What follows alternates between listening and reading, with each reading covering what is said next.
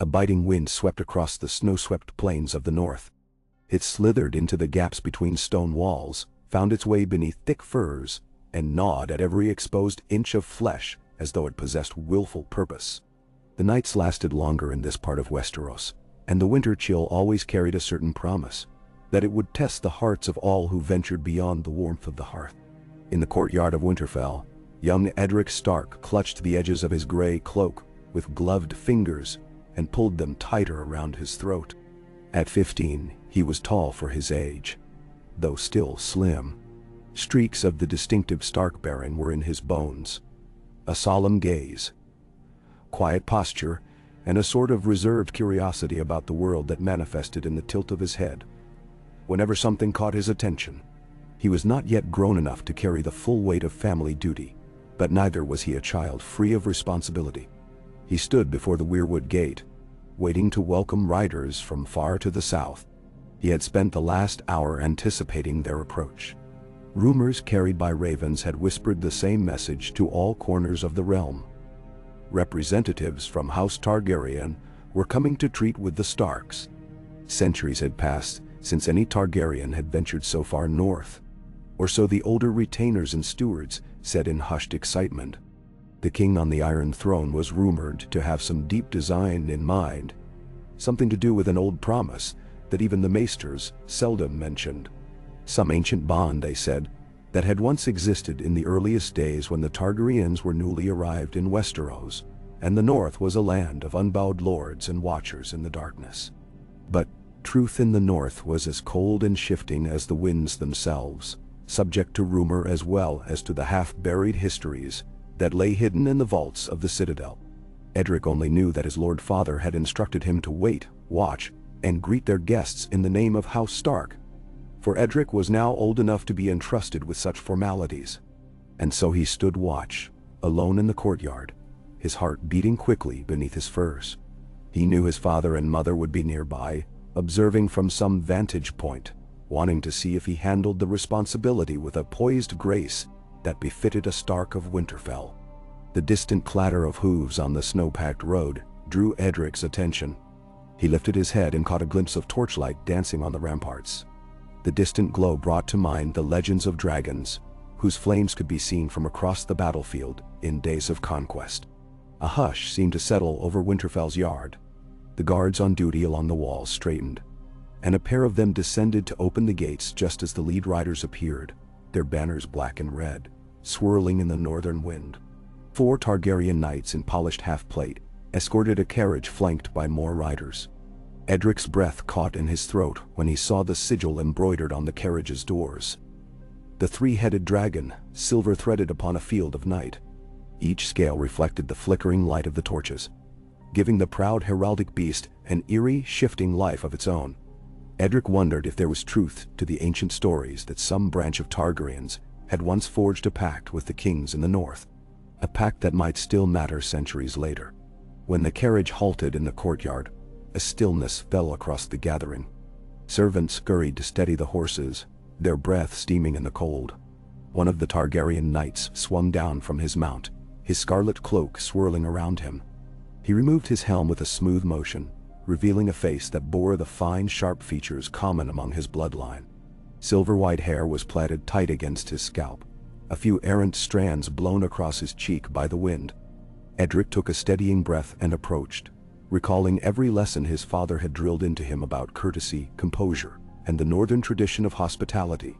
He bowed, mindful to keep his expression calm and his voice steady.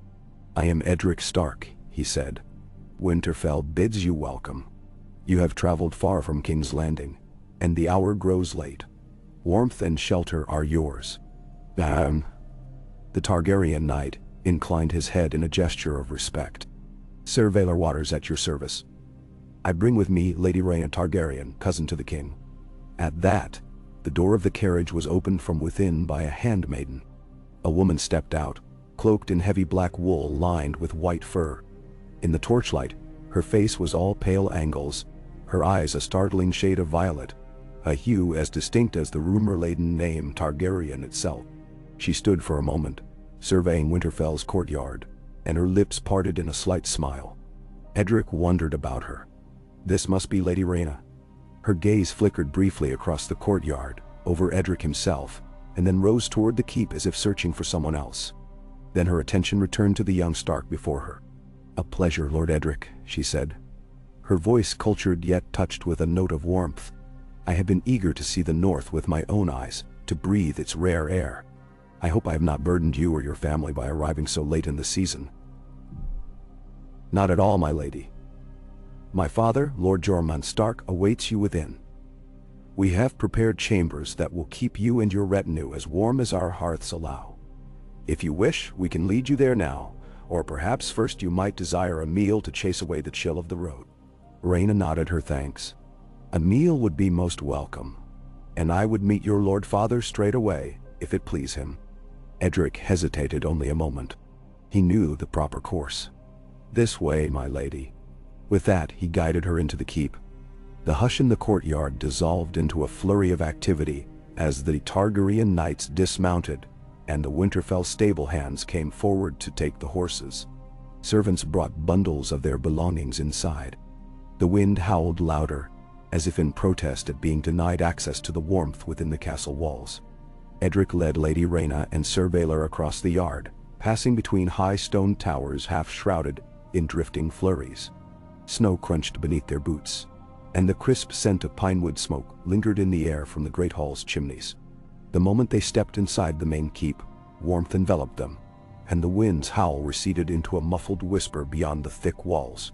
Still, Lady Rhaena did not remove her cloak immediately.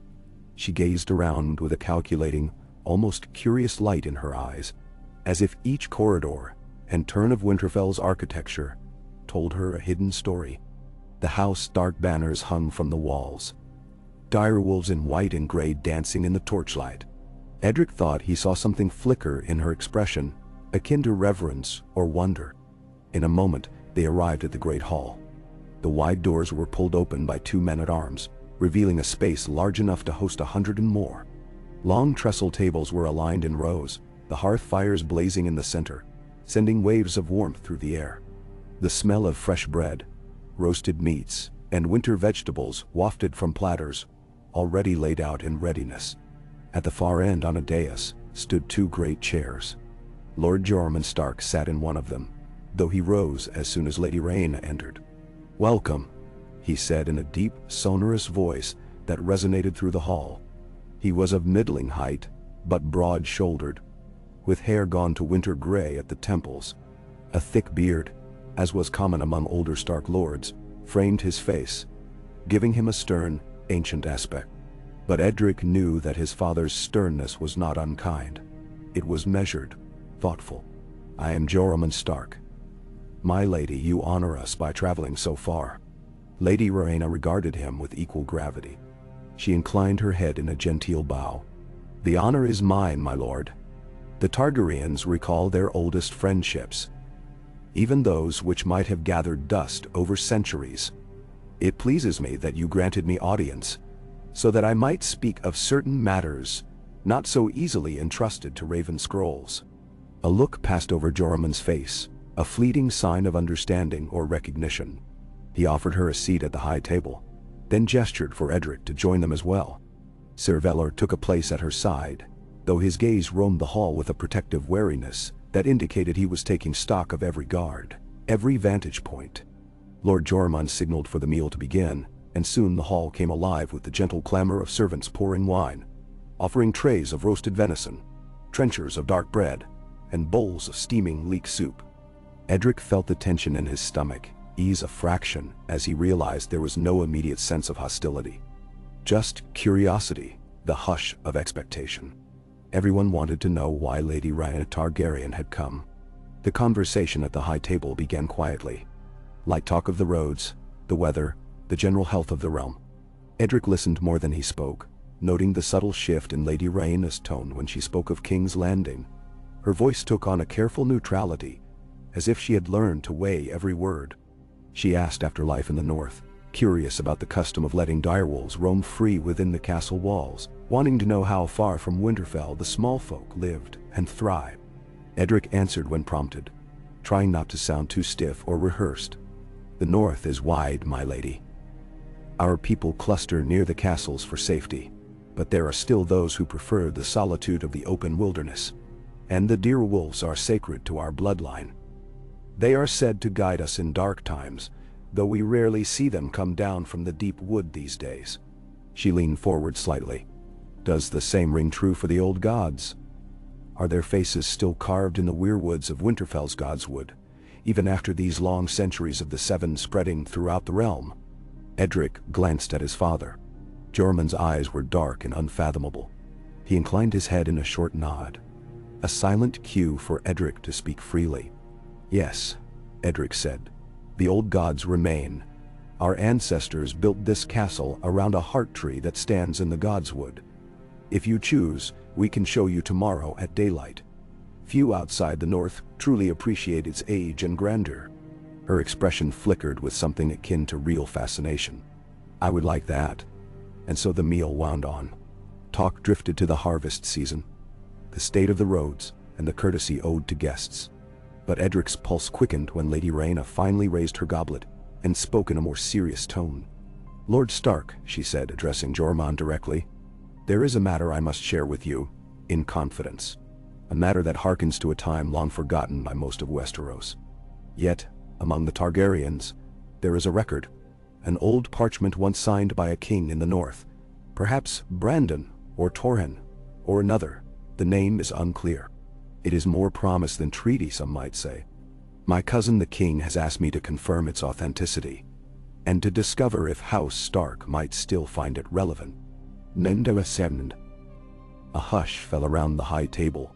Edric noticed the subtle tensing of his father's shoulders, the way his hand paused as he reached for his drink. The fire crackled in the hearth, filling the silence with a warm glow of dancing shadows across Lady Rhaena's pale face. Jormung studied her for a long, quiet moment.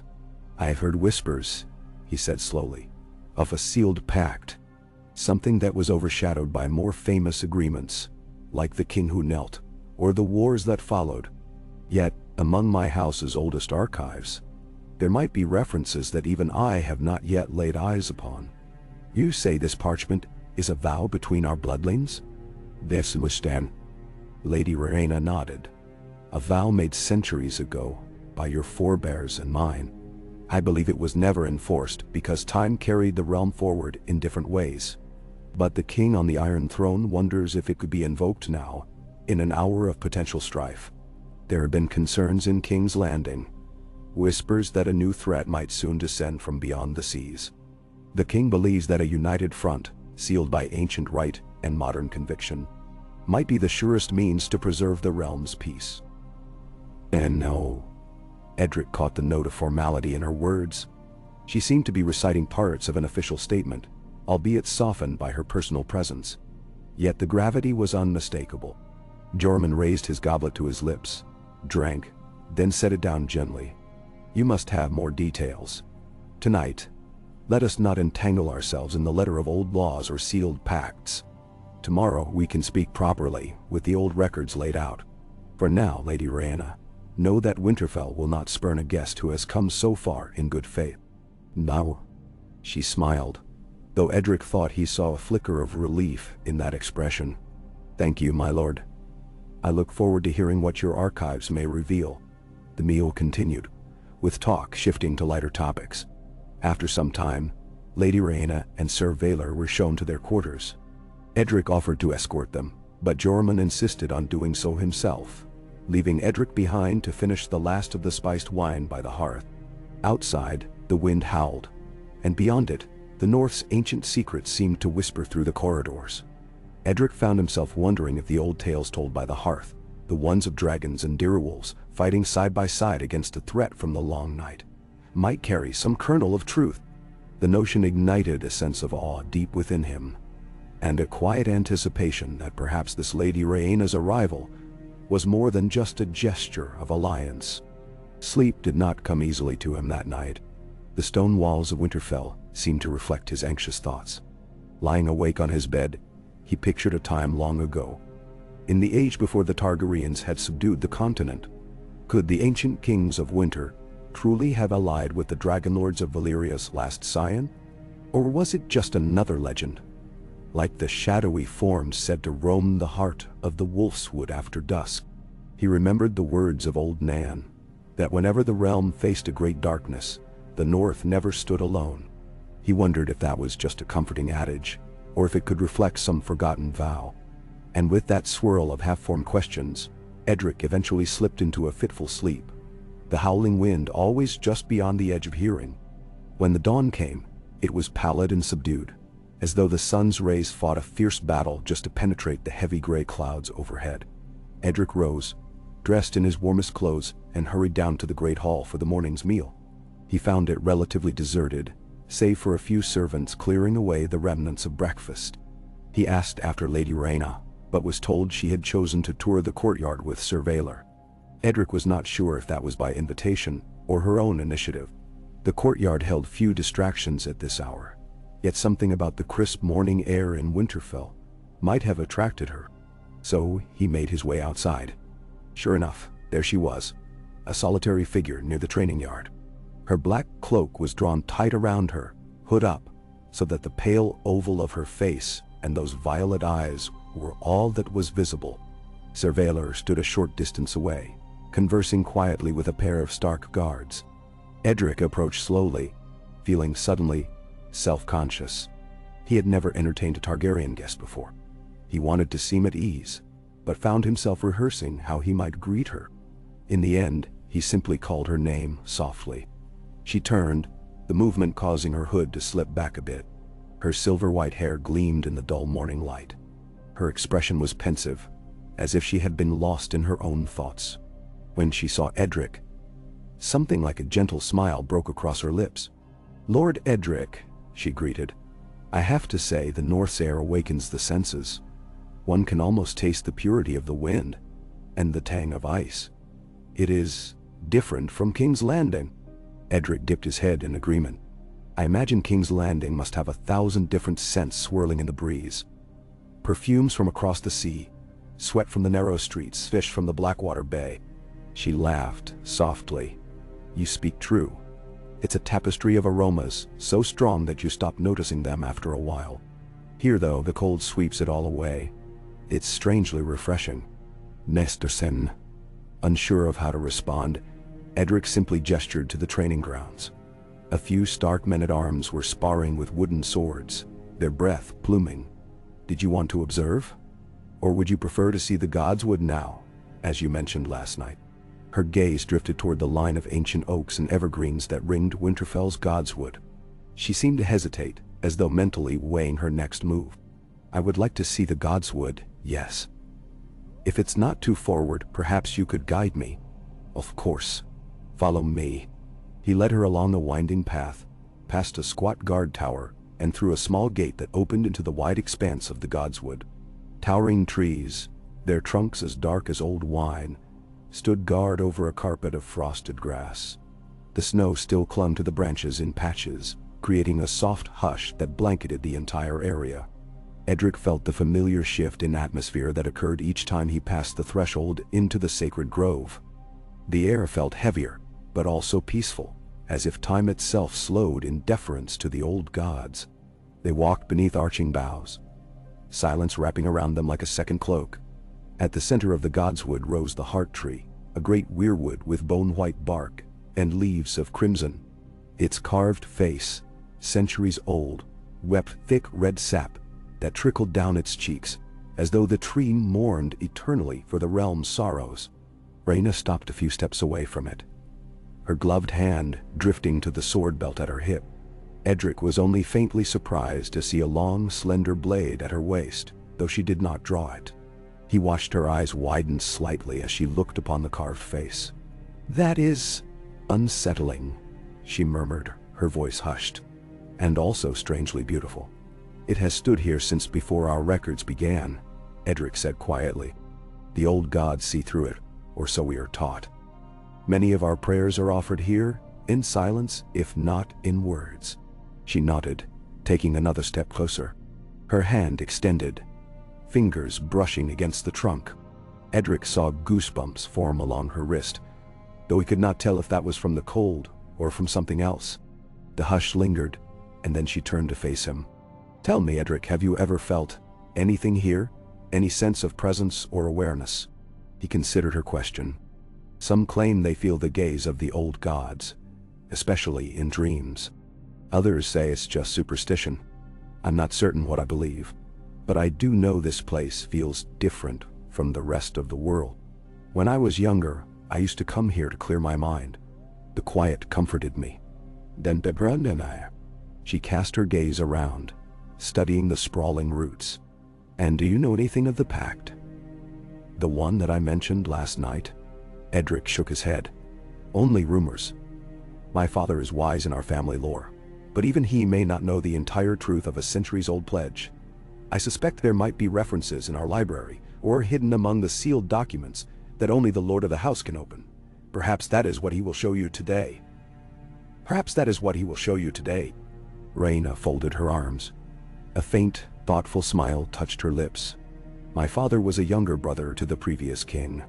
He once told me that House Targaryen kept many old records, even from before Aegon's conquest. Some speak of the days when the Valyrians first landed on Dragonstone, of the Skagosi in the far north, of rifts between the children of the forest and the first men. One mention caught my attention.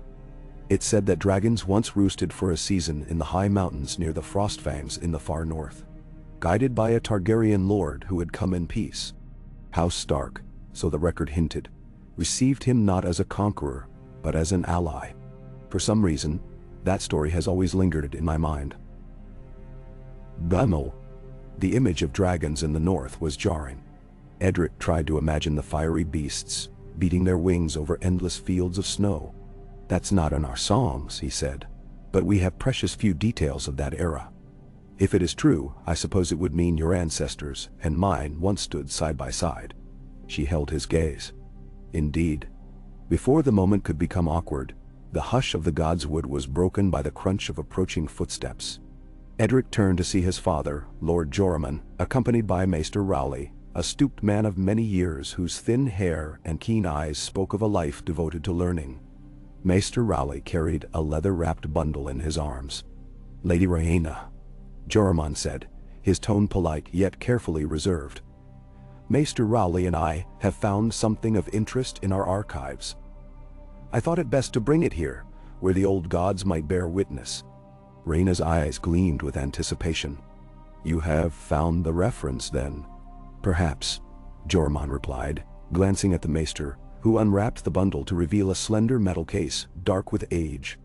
Inside this case, the maester explained, is a parchment that was once sealed with wax bearing the direwolf sigil. The wax has long since crumbled, but the imprint remains on fragments. The words, "Let us see." He eased the case open. The parchment within looked fragile, edges browned, the script faded. Joramun held it carefully, stepping closer to the heart tree's soft light, which filtered through the red leaves above. Edric and Rhaena inched nearer, peering over his shoulder. The maester traced a trembling finger across the text. It is in the old style, half in the common tongue, half in some older dialect. It speaks of a mutual oath. House Targaryen of Dragonstone and the king in the north shall share in council, and vow not to raise sword or claw one against the other. They will stand together to protect the realm should a darkness beyond mortal ken arise. He paused, squinting harder. There is mention of a bonding, though the precise word is open to interpretation. A union of houses, though it does not specify by marriage or by shared blood. Mentorwanshad. Could it mean something else? Edric asked quietly. The maester exhaled. Potentially. Sometimes, bonding refers to ritual exchanging of tokens, or even a vow sworn in the presence of weirwoods and dragons alike. Rhaena's voice was hushed. And is there any mention of how this vow might be renewed or upheld? The maester moved a crooked finger down the parchment. Yes. It suggests that the vow endures so long as both bloodlines exist, though it must be reaffirmed. There is a phrase here.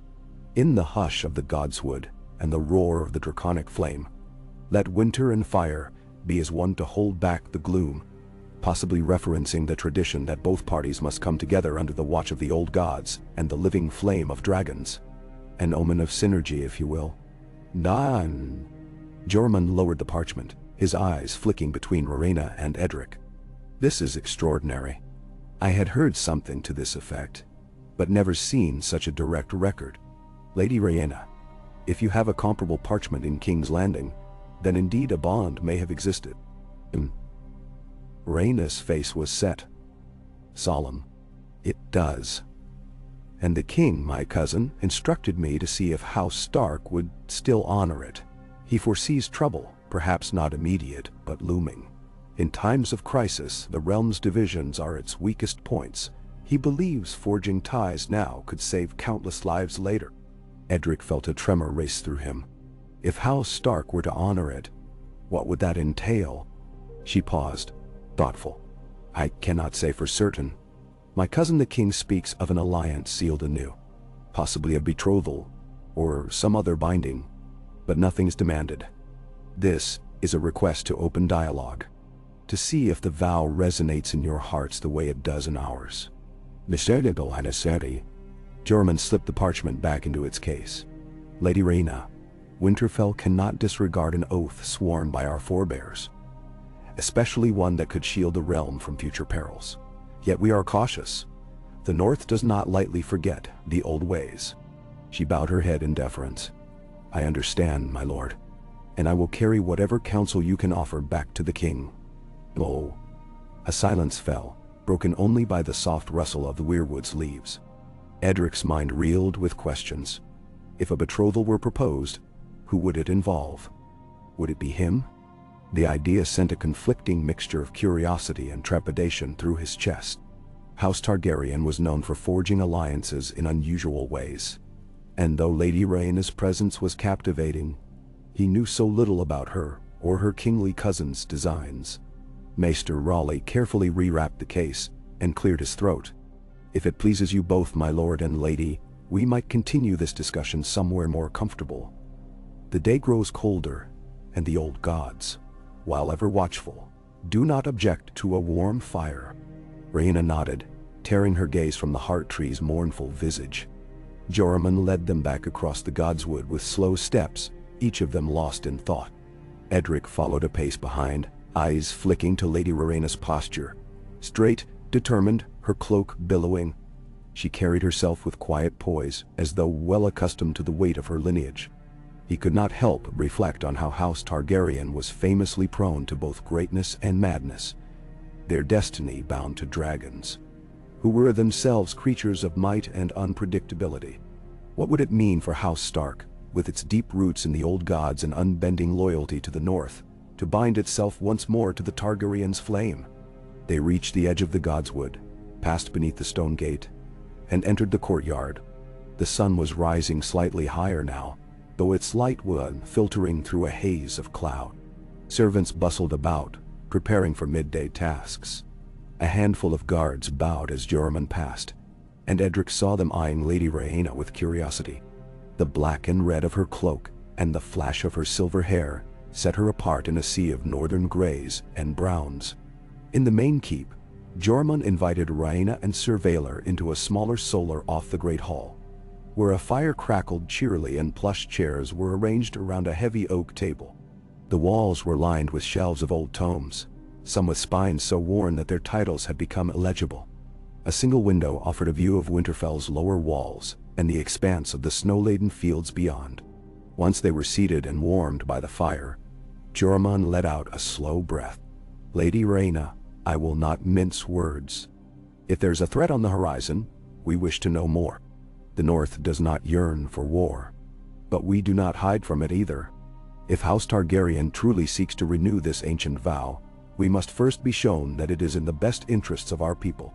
For centuries, the North has had little reason to rely on Southern alliances. Certainly not in the days since the War of the Five Kings or the Long Night, that some believe was only legend. Yes. Rhaena leaned forward. My lord, I am not a warmonger, nor is my cousin. We see the realm's tapestry, how fragile it can be when lords squabble or lose sight of common good. The Iron Throne is not so secure that it can ignore the possibility of outside interference, from across the narrow sea or even from within. There are factions everywhere that might exploit the realm's weaknesses. And then there are the unknown dangers, the old powers that lurk in shadowy corners of history. We do not wish to find ourselves alone should a true calamity emerge. And Jormung's expression was careful. So you would stand with the North, should we reaffirm this vow? She nodded. With the North, and with any who keep faith. My cousin believes a fresh bond between Winterfell and the Crown could be a catalyst for wider unity. And there is another matter. The king has long been intrigued by the possibility of dragons returning to the north. He wonders if it can still be done, if there is a place for a dragon's roost in these cold climes, as the old tales suggest there once was. It might be purely symbolic, or it might serve a greater purpose. And at that, Edric could not help but speak. A living dragon, here in Winterfell. I've heard that dragons hate the cold. I recall stories of them refusing to fly beyond the Vale's peaks. Then again, we do have the hot springs beneath the castle. Perhaps that could provide some measure of comfort. Rhaena gave him a measured smile. Precisely. The hot springs and the heated floors make Winterfell unique. It would be quite a wonder if a dragon could find a suitable nesting place within the north. I admit, the notion is ambitious. But imagine the sight. Dragonfire warming the skies above Winterfell, a sign of unity older than any living soul. A silence followed her words, thick with the weight of possibility. Jormung crossed his arms over his chest, eyes flicking to Edric, then back to Rhaena. It is a grand image you paint, but such a decision cannot be made lightly. We are a proud people, my lady. Many in the north would mistrust a living dragon in our skies, no matter the justification. Later so. She bowed her head. I know. And that is why we are here, only to open the conversation, not to force any hand. The king respects your autonomy. My father once told me. Sir Valar spoke up for the first time, voice quiet yet firm. That the north was the heart of ancient power in Westeros. If we stand upon the same ground with mutual respect, we might become unstoppable in preserving the realm. But only if the trust is genuine. Jormung's gaze flickered to the young knight. Well said, Sir Valar. Trust cannot be conjured from thin air. It must be earned, especially after centuries of distance and occasional conflict. Nevertheless, I am willing to discuss how we might renew this vow. He turned to Edric, a subtle shift in his expression as though inviting him to share his thoughts. Edric felt a flush creep into his cheeks. He was not used to having a voice in such lofty matters. But perhaps his father wished for him to learn the gravity of leadership. If the vow is to be renewed, Edric said softly, I would want to be sure we Starks remain who we are. We do not kneel easily. We've accepted the Targaryen monarchy, because that was what the realm required for peace. But would a renewed pact mean we become beholden in ways we cannot foresee? Or would it mean we stand, side by side, equals in purpose? Rhaena's eyes met his, a glimmer of respect in her gaze. Equals, I hope. The monarchy does not seek to make thralls of its lords. The realm is strongest when each region stands tall in its own right. We want House Stark to be our partner, not a subject forced into compliance. Edric gave a tentative nod. Then, we will see. Lord Jormung rose, as if to signify the close of this initial conference. Lady Rhaena, Sir Valar, you are our guests. Remain here at Winterfell as long as you wish. We will feed and house you with the best we have to offer. I will consider all that we've discussed, consult with my advisors, and we will speak again. Rhaena and Valar stood as well, offering respectful bows. As they departed the Solar, Edric stayed behind with his father for a moment. The door closed, leaving them with only the crackle of the hearth for company. Jormung stepped closer to the fire, resting his hand on the mantle. Well, my son, what say you to these tidings? Edric hesitated, choosing his words carefully. I think they speak in earnest. Lady Rhaena does not strike me as deceitful. She carries herself with too much conviction. But I also know that House Targaryen can be unpredictable. They are a house of dragons, after all. A mirthless smile tugged at Joramun's lips. Indeed, they are. And we are a house of wolves. Sometimes, legends say, a wolf and a dragon can fight together against a greater foe. But if they turn upon each other, the results could be disastrous. Namorstria. Edric nodded, feeling the weight of history and the future pressing down upon them. Joramun gently tapped the iron case the maester had set aside. This vow is real. Our ancestors saw reason to forge it. The question is whether we are wise enough to heed their counsel. For now, keep your eyes open, your ears keen. Let us learn all we can from Lady Rhaena and her companion. And do not forget to observe the smaller details, the unspoken truths that might reveal themselves in time. Edric understood. I will, Father. Outside, the day wore on. By afternoon, snow had begun to fall again, thick flakes swirling in lazy spirals.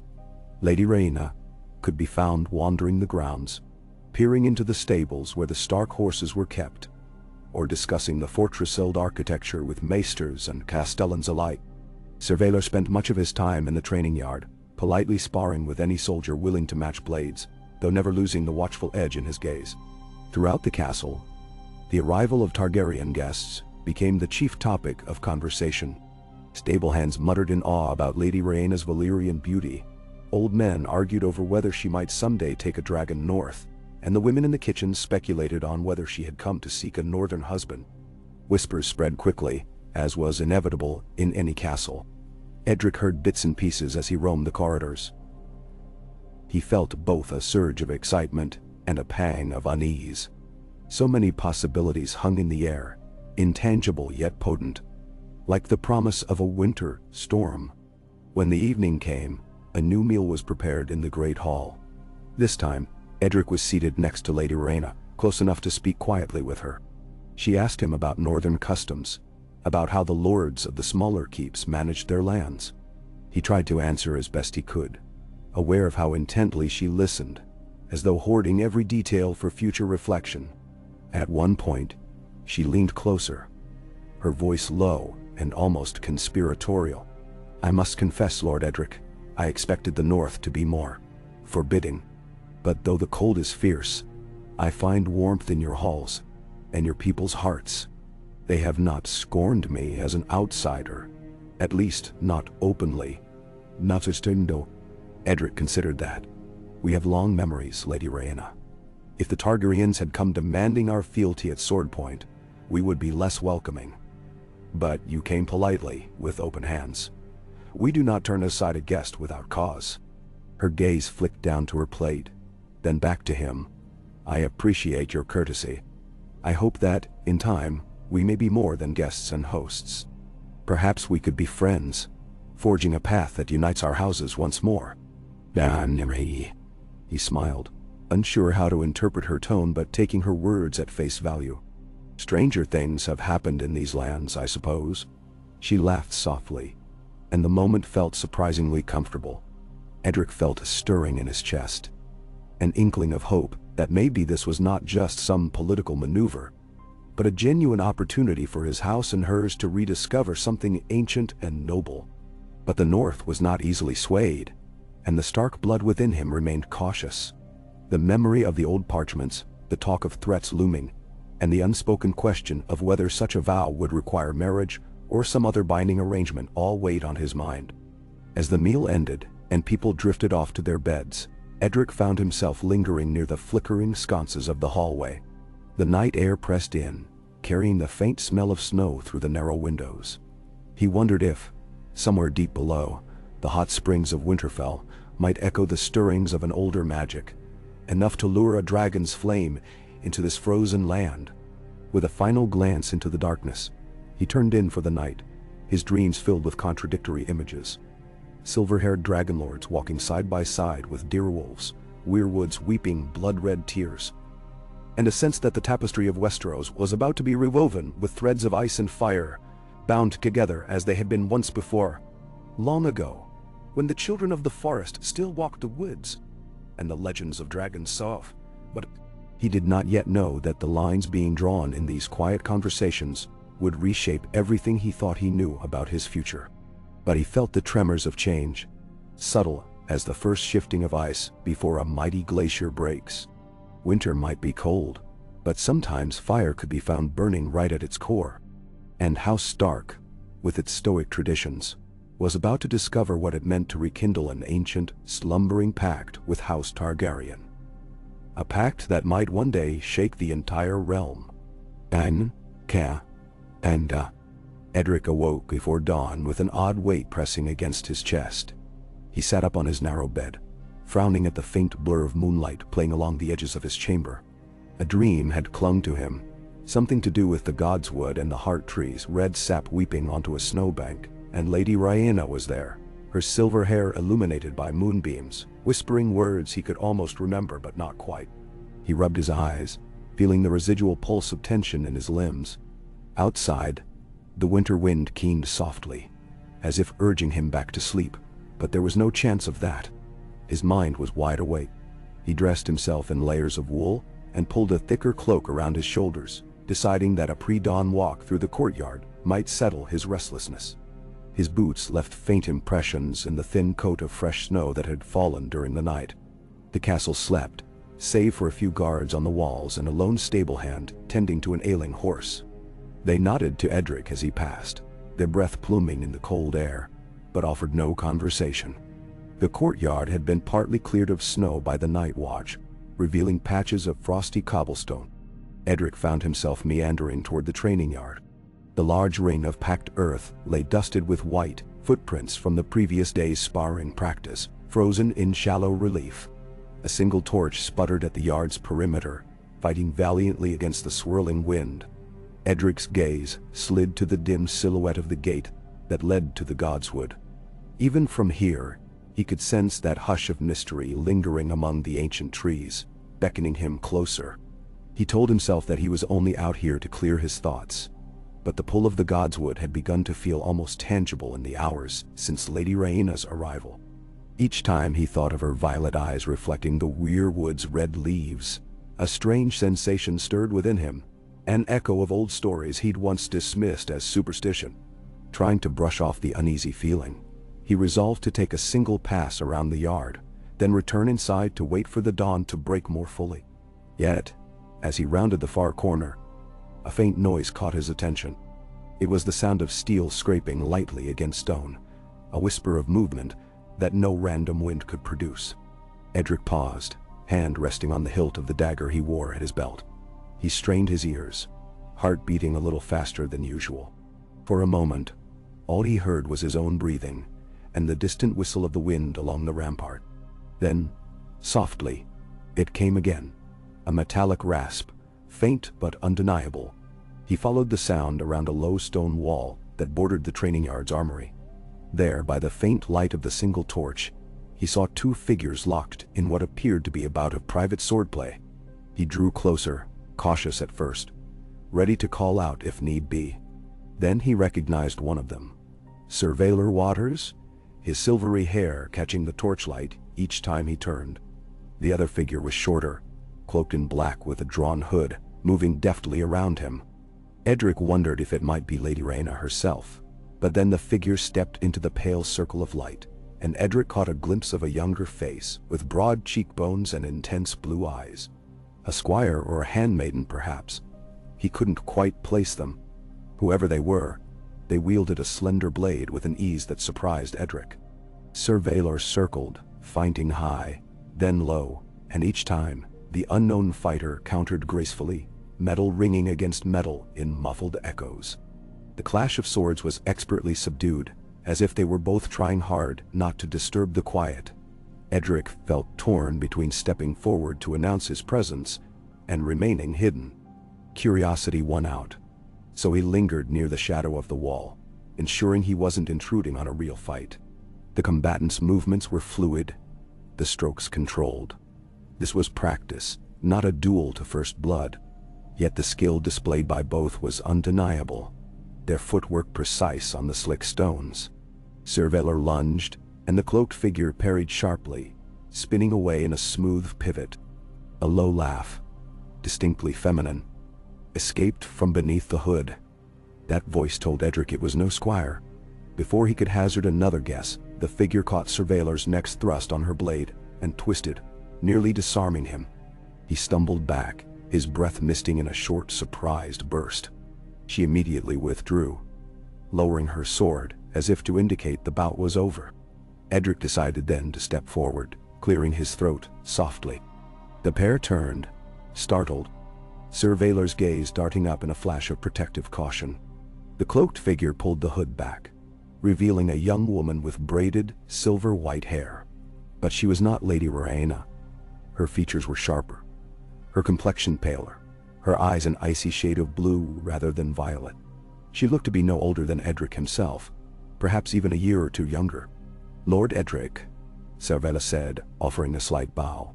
A smile tugged at one corner of his mouth, though he still breathed heavily from the exertion. "I did not think anyone else would be about at this hour." Edric inclined his head, stepping into the faint torchlight. "Neither did I. I heard the clashing of steel, thought I'd see if something was amiss." He turned to the young woman, who regarded him with interest. "Forgive me, I don't believe we've met." She sheathed her blade with a crisp motion, then dipped a polite curtsy. "My name is Jenna Storm, my lord. A ward and distant cousin to House Targaryen. Surveilor has been kind enough to sharpen my swordsmanship." Mensiadar. Edric recognized the name Storm as a bastardy surname of the Stormlands, though the silver hair suggested the blood of old Valeria ran strong in her veins. "Well met, Jenna," he said carefully, still adjusting to her presence. "I don't recall Lady Rhaena mentioning you." She offered a slightly rueful smile. "I often go unnoticed. My lineage is somewhat complicated. But rest assured, I travel in Lady Rhaena's company as a companion of sorts, and to further my own education." "Nya." Surveilor nodded, resting his sword against the crook of his arm. "Jenna is quite talented, far more than I expected when I first took her as a sparring partner. We wanted a bit of practice without disturbing the castle at large. It seems we weren't entirely successful at that." Edric waved off the mild apology. "No disturbance at all. My own mind wouldn't let me sleep." He pulled his cloak tighter as a gust of wind kicked up around them. "The hour is cold. You might want to return inside soon." "Munsell." Janna's lips curved in a slightly mischievous grin. "If the cold were truly a deterrent, we wouldn't be in the north, would we?" She glanced past him, toward the faint outline of the Godswood Gate. "Though I admit it's far colder than I'm used to. One more pass, Surveilor." She looked at him expectantly, but Surveilor shook his head. "I think we should heed Lord Edric's wisdom and not risk frostbite for the sake of a few more swings." He turned to Edric. "Shall we head in together, my lord?" Edric nodded, and they made their way back through the courtyard. As they walked, he chanced a few questions. "Have you been training with real blades for long?" he asked Jenna, genuinely curious. She shrugged. "A few years. My father insisted I learn something of swordplay, though others have discouraged me. I found Surveilor in King's Landing, and he's indulged me whenever we cross paths. Now that we're on this journey, he's been even more generous with his time." Surveilor gave a soft snort. "She is modest. Her reflexes border on uncanny. I nearly had my wrist snapped tonight." "Dan?" Edric cast her a sidelong glance. "It's not often I see a lady skilled enough to disarm a knight. You must have quite the story." But Jenna only gave him a cryptic smile, letting the matter drop. They reached the doors leading into the keep, where a pair of guards stood on either side, and stepped into the warmth of the inner corridors. There, Edric bid them both a brief farewell, explaining that he wished to walk a bit more before returning to his chamber. He watched them disappear down the torchlit passage, their hushed voices blending with the shuffle of their boots on the stone floor. Left alone again, Edric reflected on how little he truly knew about the Targaryen retinue. Lady Rhaena was at its forefront, but clearly she wasn't the only one of note. There was Surveilor, calm and dutiful. Now this Jenna Storm, quietly formidable with a blade. He wondered if more revelations waited just beyond his line of sight.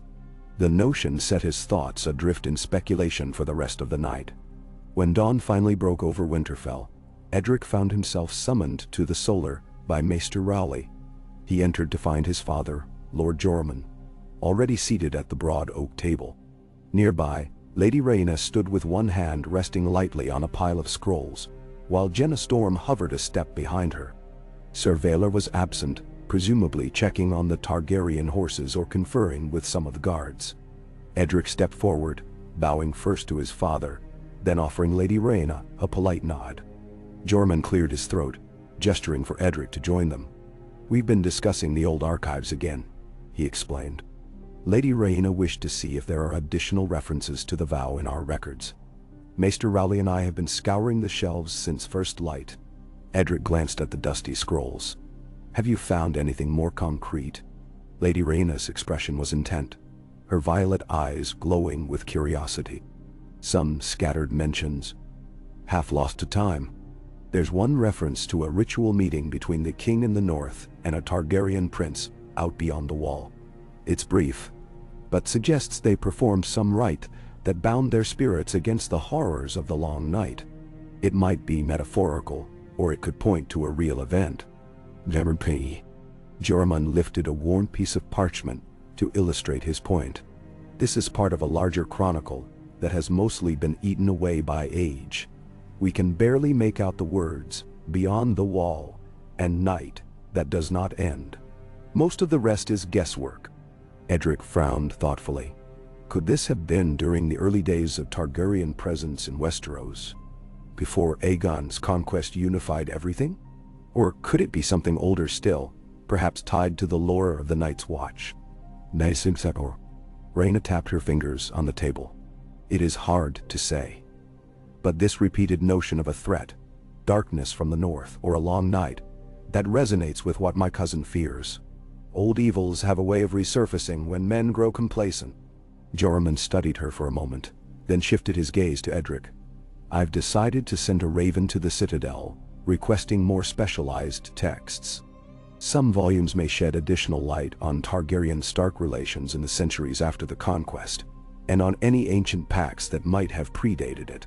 In the meantime, Lady Rhaena has expressed an interest in seeing more of the North firsthand." "Man," Edric caught the unspoken suggestion in his father's words. "You would have me show her around, father?" Jorman inclined his head. "It would be rude not to.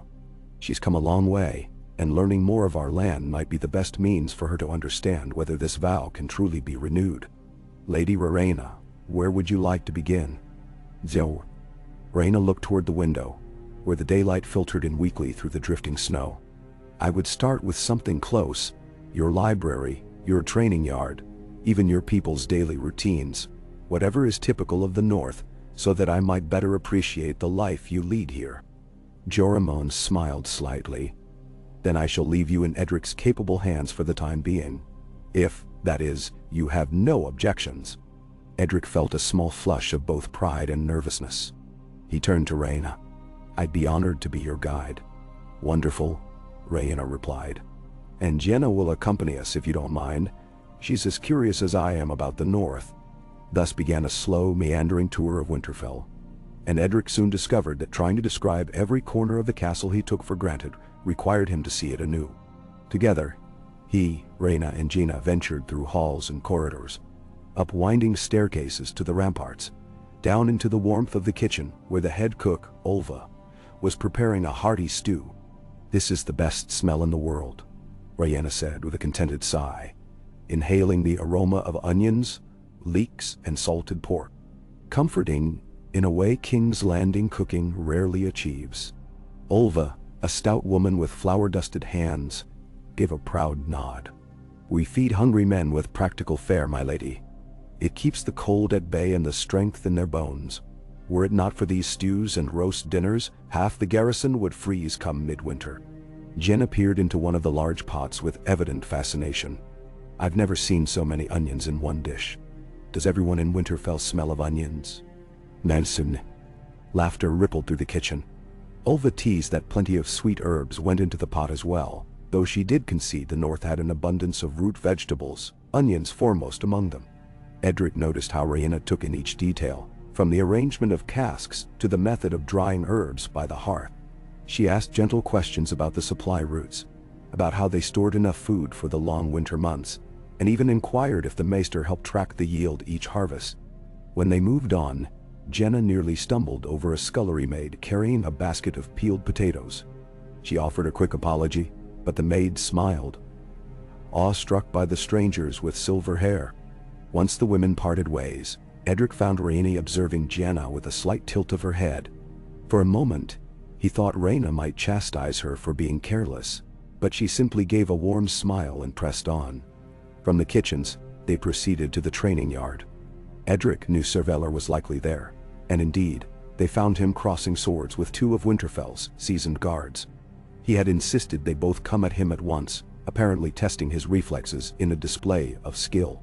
Rhaena and Jenna watched from the sidelines as Valar parried a swift blow, pivoted on his heel, and struck the wooden sword from one guard's hand. The second guard lunged, but Valar sidestepped, hooking his arm around the man's wrist and twisting, until the guard dropped his weapon with a grunt. Jenna grinned. "He makes it look effortless, doesn't he?" Edric nodded, momentarily impressed. "He does. Your skill must be formidable indeed if you can contend with him." "No. My father always said I had quick hands," Jenna replied. "Sir Valar is the one who taught me discipline." Their conversation was cut short by Valar stepping over, sweat shining on his brow, chest rising and falling in sharp breaths. He greeted Rhaena with a bow, then turned his attention to Edric. "Have you come to test your sword arm, Lord Edric, or to watch?" Edric hesitated. He had trained from a young age, sparring with Winterfell's master-at-arms, but he wasn't certain he wanted to test himself against a knight of such obvious skill in front of these Targaryen visitors. Yet a faint spark of pride flickered in his chest. The idea of shrinking away from a challenge didn't sit well with him. "I'm not dressed for sparring," he said, gesturing at his cloak and warm tunic. "But another time, Sir Valar, I'd be glad to cross blades in a friendly match." "I look forward to it," Valar replied easily. He cast a quick glance at Rhaena, as if to see whether she approved of such an arrangement, but her expression remained inscrutable. "I'd like to watch that match, certainly," Rhaena murmured. "It's always enlightening to see how different regions train their warriors. But let us continue our tour for now. Perhaps we can circle back." The next few hours passed in a steady rhythm of exploration. Edric took them through the armory, where racks of heavy fur-lined cloaks hung beside simpler leather jerkins, and the blacksmith's forge, where the clang of metal rang out over the soft hush of snowfall. Outside, the sky hung low and gray, and a few more flurries drifted lazily to the ground. They passed small folk carrying buckets of feed for the livestock, stable boys coaxing a stubborn mare out into the yard, and guards posted near the gates, stamping their feet to keep the cold at bay. Everywhere they went, heads turned to regard the Targaryen party, with an understandable mix of curiosity and wariness. In hushed corners, Edric overheard whispered speculations. Would the Targaryens bring dragons here? Would House Stark's heir be married off to a silver-haired princess? Was the realm on the brink of another war? Edric tried not to dwell on such talk, though each rumor stung him with the reminder that the next steps in these negotiations could shape his own fate more profoundly than he cared to admit. Eventually they circled back to the library, where tall shelves of books and scrolls formed a quiet labyrinth. A broad, arched window let in a wash of pale light, illuminating motes of dust swirling in the air. Rows of reading tables lay mostly empty, save for one corner where Maester Rowley pored over more texts, searching for references to the vow. He looked up at their arrival, gave a polite half-bow, and returned to his work without interrupting. Rhaena stepped forward, running a gloved fingertip along the spines of some ancient tomes. "You have an extensive collection," she said, admiration creeping into her voice. "I wasn't certain how vast the Stark archives might be, given the cold and the distance from southern scholars." "The Starks have been here a long time," Edric replied. "We had knowledge keepers even before the Citadel gained prominence in the south. Some of these volumes are older than the Seven Kingdoms themselves. Our ancestors prized record-keeping, though not as meticulously as the Citadel might have liked." Jenna wandered among the shelves, occasionally pulling down a book to inspect its title. She seemed drawn to the ones with elaborate covers, though many turned out to be dull accounts of land disputes or genealogical charts. So many words, So little time, she said lightly, placing a thick tome back in its spot. It makes me wish I had more than one lifetime. That's how every maester feels, I suspect, Idrik said. They devote their entire lives to studying this wealth of knowledge, and even then, they barely scratch the surface. Rhaena paused at a particular shelf, her gaze traveling over the spines of several volumes bound in dark leather. She carefully lifted one free. Legends of the Dawn Age, she read aloud, blowing a thin layer of dust from the cover. This might hold something of interest. She carried it to a reading table, and Edric joined her, standing on the opposite side. They both bent over the tome as she opened it, the pages yellowed and delicate. The text was written in a flowing script, reminiscent of the old style used centuries ago. Rhaena's eyes traced the words, occasionally murmuring phrases like, "The children of the forest," or "Gifts of dragonglass," while Edric tried to interpret the archaic language. Jenna hovered behind them, peeking over their shoulders. "Look here," Rhaena said, pointing to a passage where an illuminated letter began a paragraph describing the forging of alliances between the first men and the children of the forest. It speaks of pacts made in the presence of weirwoods, sealed with blood, to defend the living against the forces of night. Then it mentions strangers from across the sea who carry the flame of dragons. That must be referencing Valyrians, or their forebears. She turned the page slowly, mindful of its fragility. Another illuminated letter began a new section, describing the meeting of men and these flame-bearers at a place known as the Frozen Shore, far to the northwest. The text was incomplete, the edges of the page torn away, but there were references to the creation of a symbol that combined a wolf's head and a dragon's wing. Edric's pulse quickened at the mention of that image. He could almost picture it. The direwolf and the dragon entwined. Janna spoke softly, her voice almost reverent. If that's true, it means the ties between Stark and Targaryen might reach back further than any of us realized. Longer than the story of the king who knelt. Longer than the Targaryen conquest itself. Rhaena nodded, her face reflecting the gravity of the discovery. This suggests we're not dealing with a mere alliance of convenience forged in historical times. It might be something older, practically mythic. Perhaps the vow wasn't just political. It might have been bound to some deeper magic of the land. Edric felt a shiver trace his spine. He had grown up hearing that the old gods were real, that their power lived in the weirwoods, but he had never thought that House Targaryen, with its dragons and fiery heritage, could share in any part of that ancient bond. The synergy seemed too unlikely, too contradictory. And yet here it was, hinted at in an archaic text that his family had preserved for ages without fully realizing its significance. After a moment, Rhaena closed the tome gently. "I'll have Maester Rowley make a copy of this passage. The king will want to see it. It's rare to find such a direct link to the era of the first men and the children of the forest, especially one that mentions dragons." "Ban someday." Edric nodded. "He'll have to handle the pages with great care. That parchment looks ready to crumble." She placed the book aside. "Thank you for showing me this. Perhaps we should let the maester do his work. There's one more place I'd like to revisit today, if you can spare the time." The corner of Edric's mouth quirked in a faint smile. "The gods would, I presume." Rhaena's answering smile was tinged with amusement. "Am I so transparent?" Jenna arched a brow. "Lady Rhaena has always had a fascination with places of spiritual power," she explained lightly, catching Edric's inquisitive glance.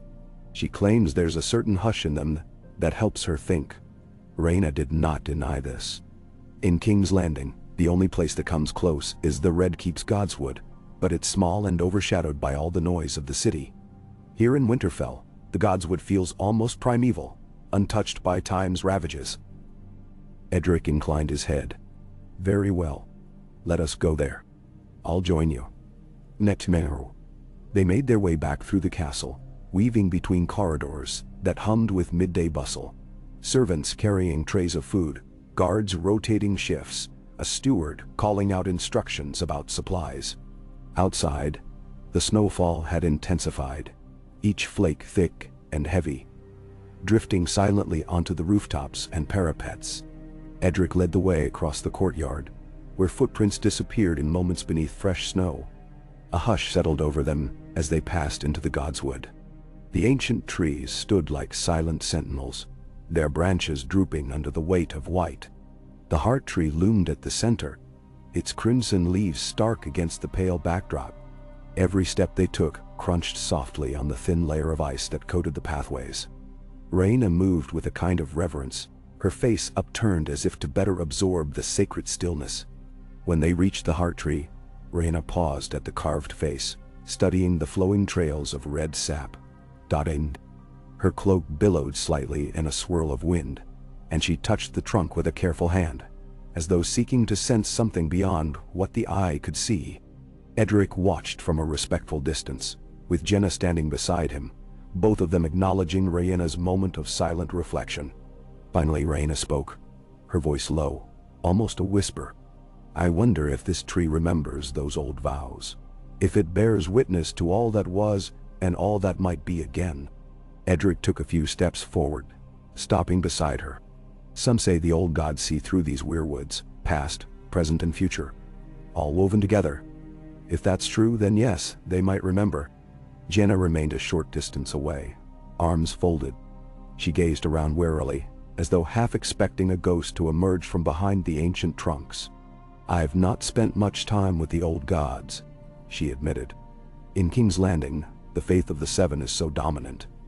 And the Targaryens themselves sometimes follow the old Valyrian faith, or none at all." Rhaena's gaze lingered on the carved face. "Perhaps these gods do not demand worship in the same way.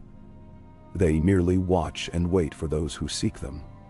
I've always been intrigued by that subtlety." A gentle quiet enveloped them. Snow fell thicker now, creating a curtain of white that made the godswood feel secluded from the rest of the world.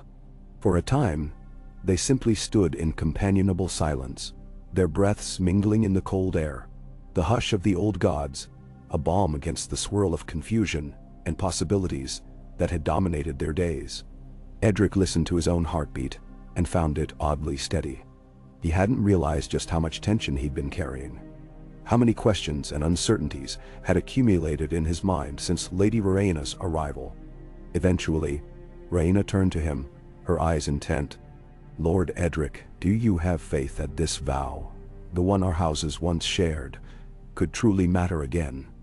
Part of me wonders if we're chasing the shadow of a dream, something that died out centuries ago."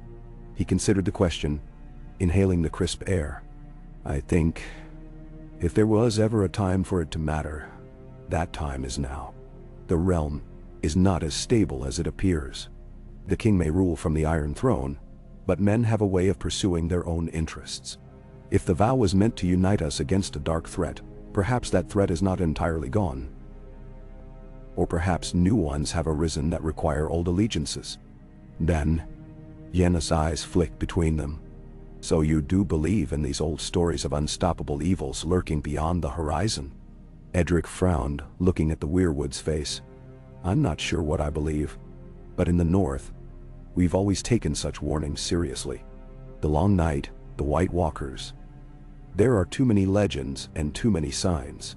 Even if the threat isn't literal ice demons, there's always a new danger that can sweep across the world.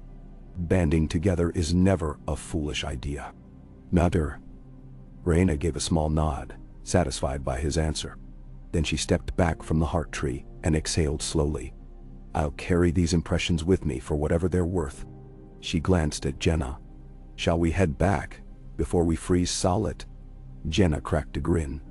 "Yes, let's. I can barely feel my fingers." "Listen here, wow." Together, they left the godswood, retracing their steps through the thickening snow. By the time they reached the keep, the flurries had become a full-fledged flurry storm, swirling in gusts that tugged at cloaks and stung exposed skin. Edric could hear the stable boys calling out to each other, hurrying to secure animals against the sudden change in weather. Inside, the servants were lighting more braziers, anticipating a colder evening. The fires in the hearth blazed strong, welcoming them with immediate warmth. Edric escorted Rhaena and Jenna back to the solar, where he knew his father might be conferring with maesters or stewards. Sure enough, Lord Joramun was there, seated at the table with papers and letters spread before him. He looked up as they entered, arching a brow at the sight of melting snow clinging to their cloaks and hair. "I trust you've had a thorough tour," he said, a faint smile shadowing his lips. Rhaena brushed away some of the wet flakes from her shoulders. "We've seen much, my lord. Your son has been most gracious. It only confirms what I sensed. The North carries a deep reservoir of tradition and strength."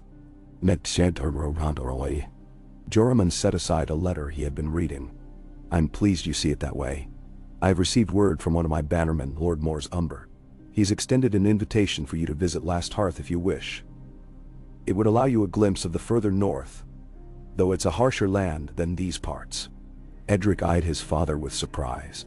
Lord Umber is direct, to say the least. Rhaena let out a soft laugh. "I've heard stories of the Umbers. They say they're large in stature and loud in voice. Is that accurate?" "That's an understatement," Edric muttered, remembering past encounters.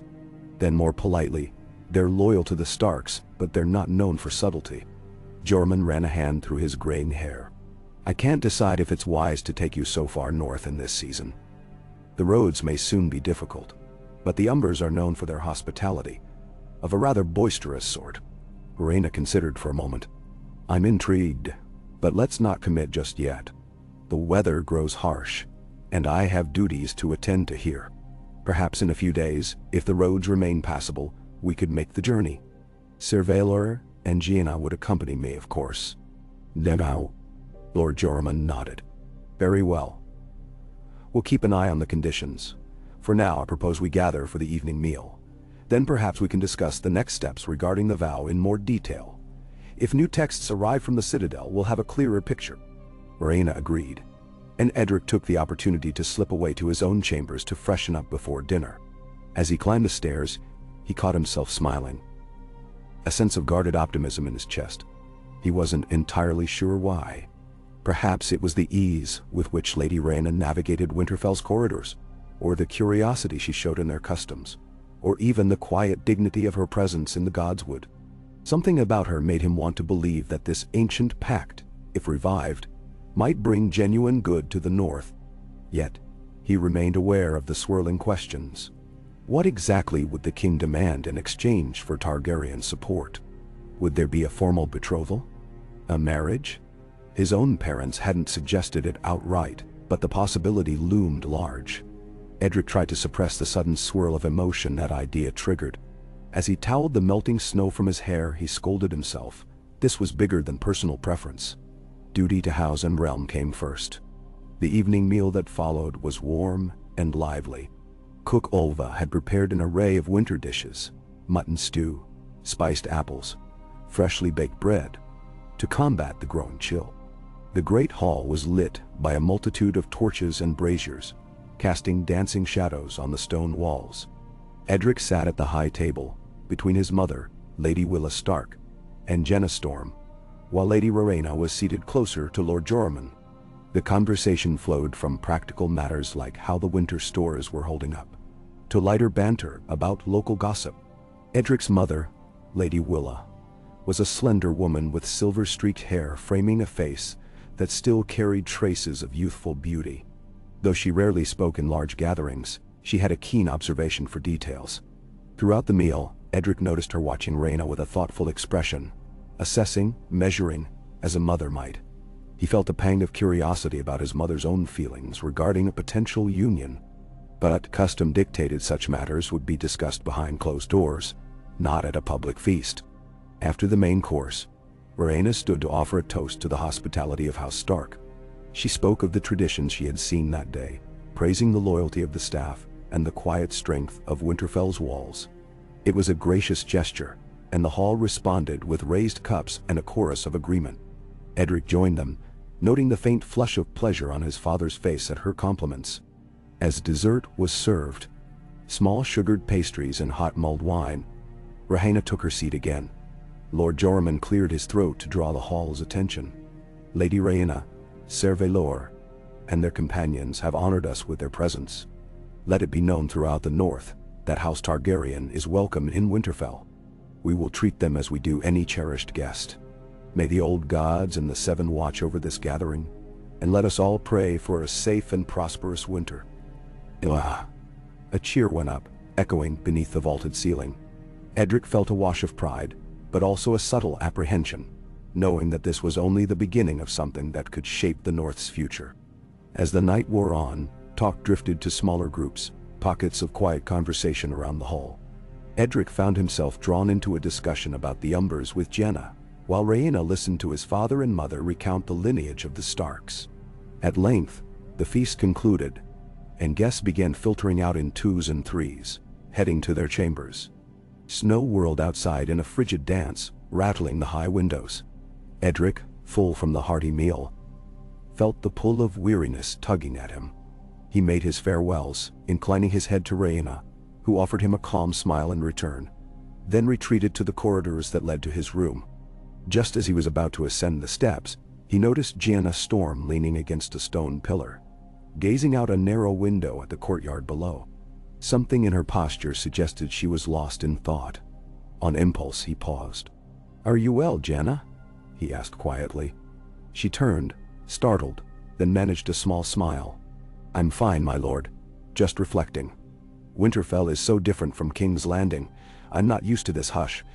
It's like everything is muffled by the snow." Edric stepped closer, glancing out at the courtyard where torches glimmered in the darkness. "You'll adjust if you stay long enough. The North has a rhythm of its own." And she ran a hand along the stone windowsill, brushing away a gathering of snow that had drifted in through the gap. "I like it, in a way. There's a purity here. No throngs of courtiers, no clamoring crowd. Fewer secrets, perhaps." "Fewer secrets?" he echoed, arching a brow. "I wouldn't be so sure.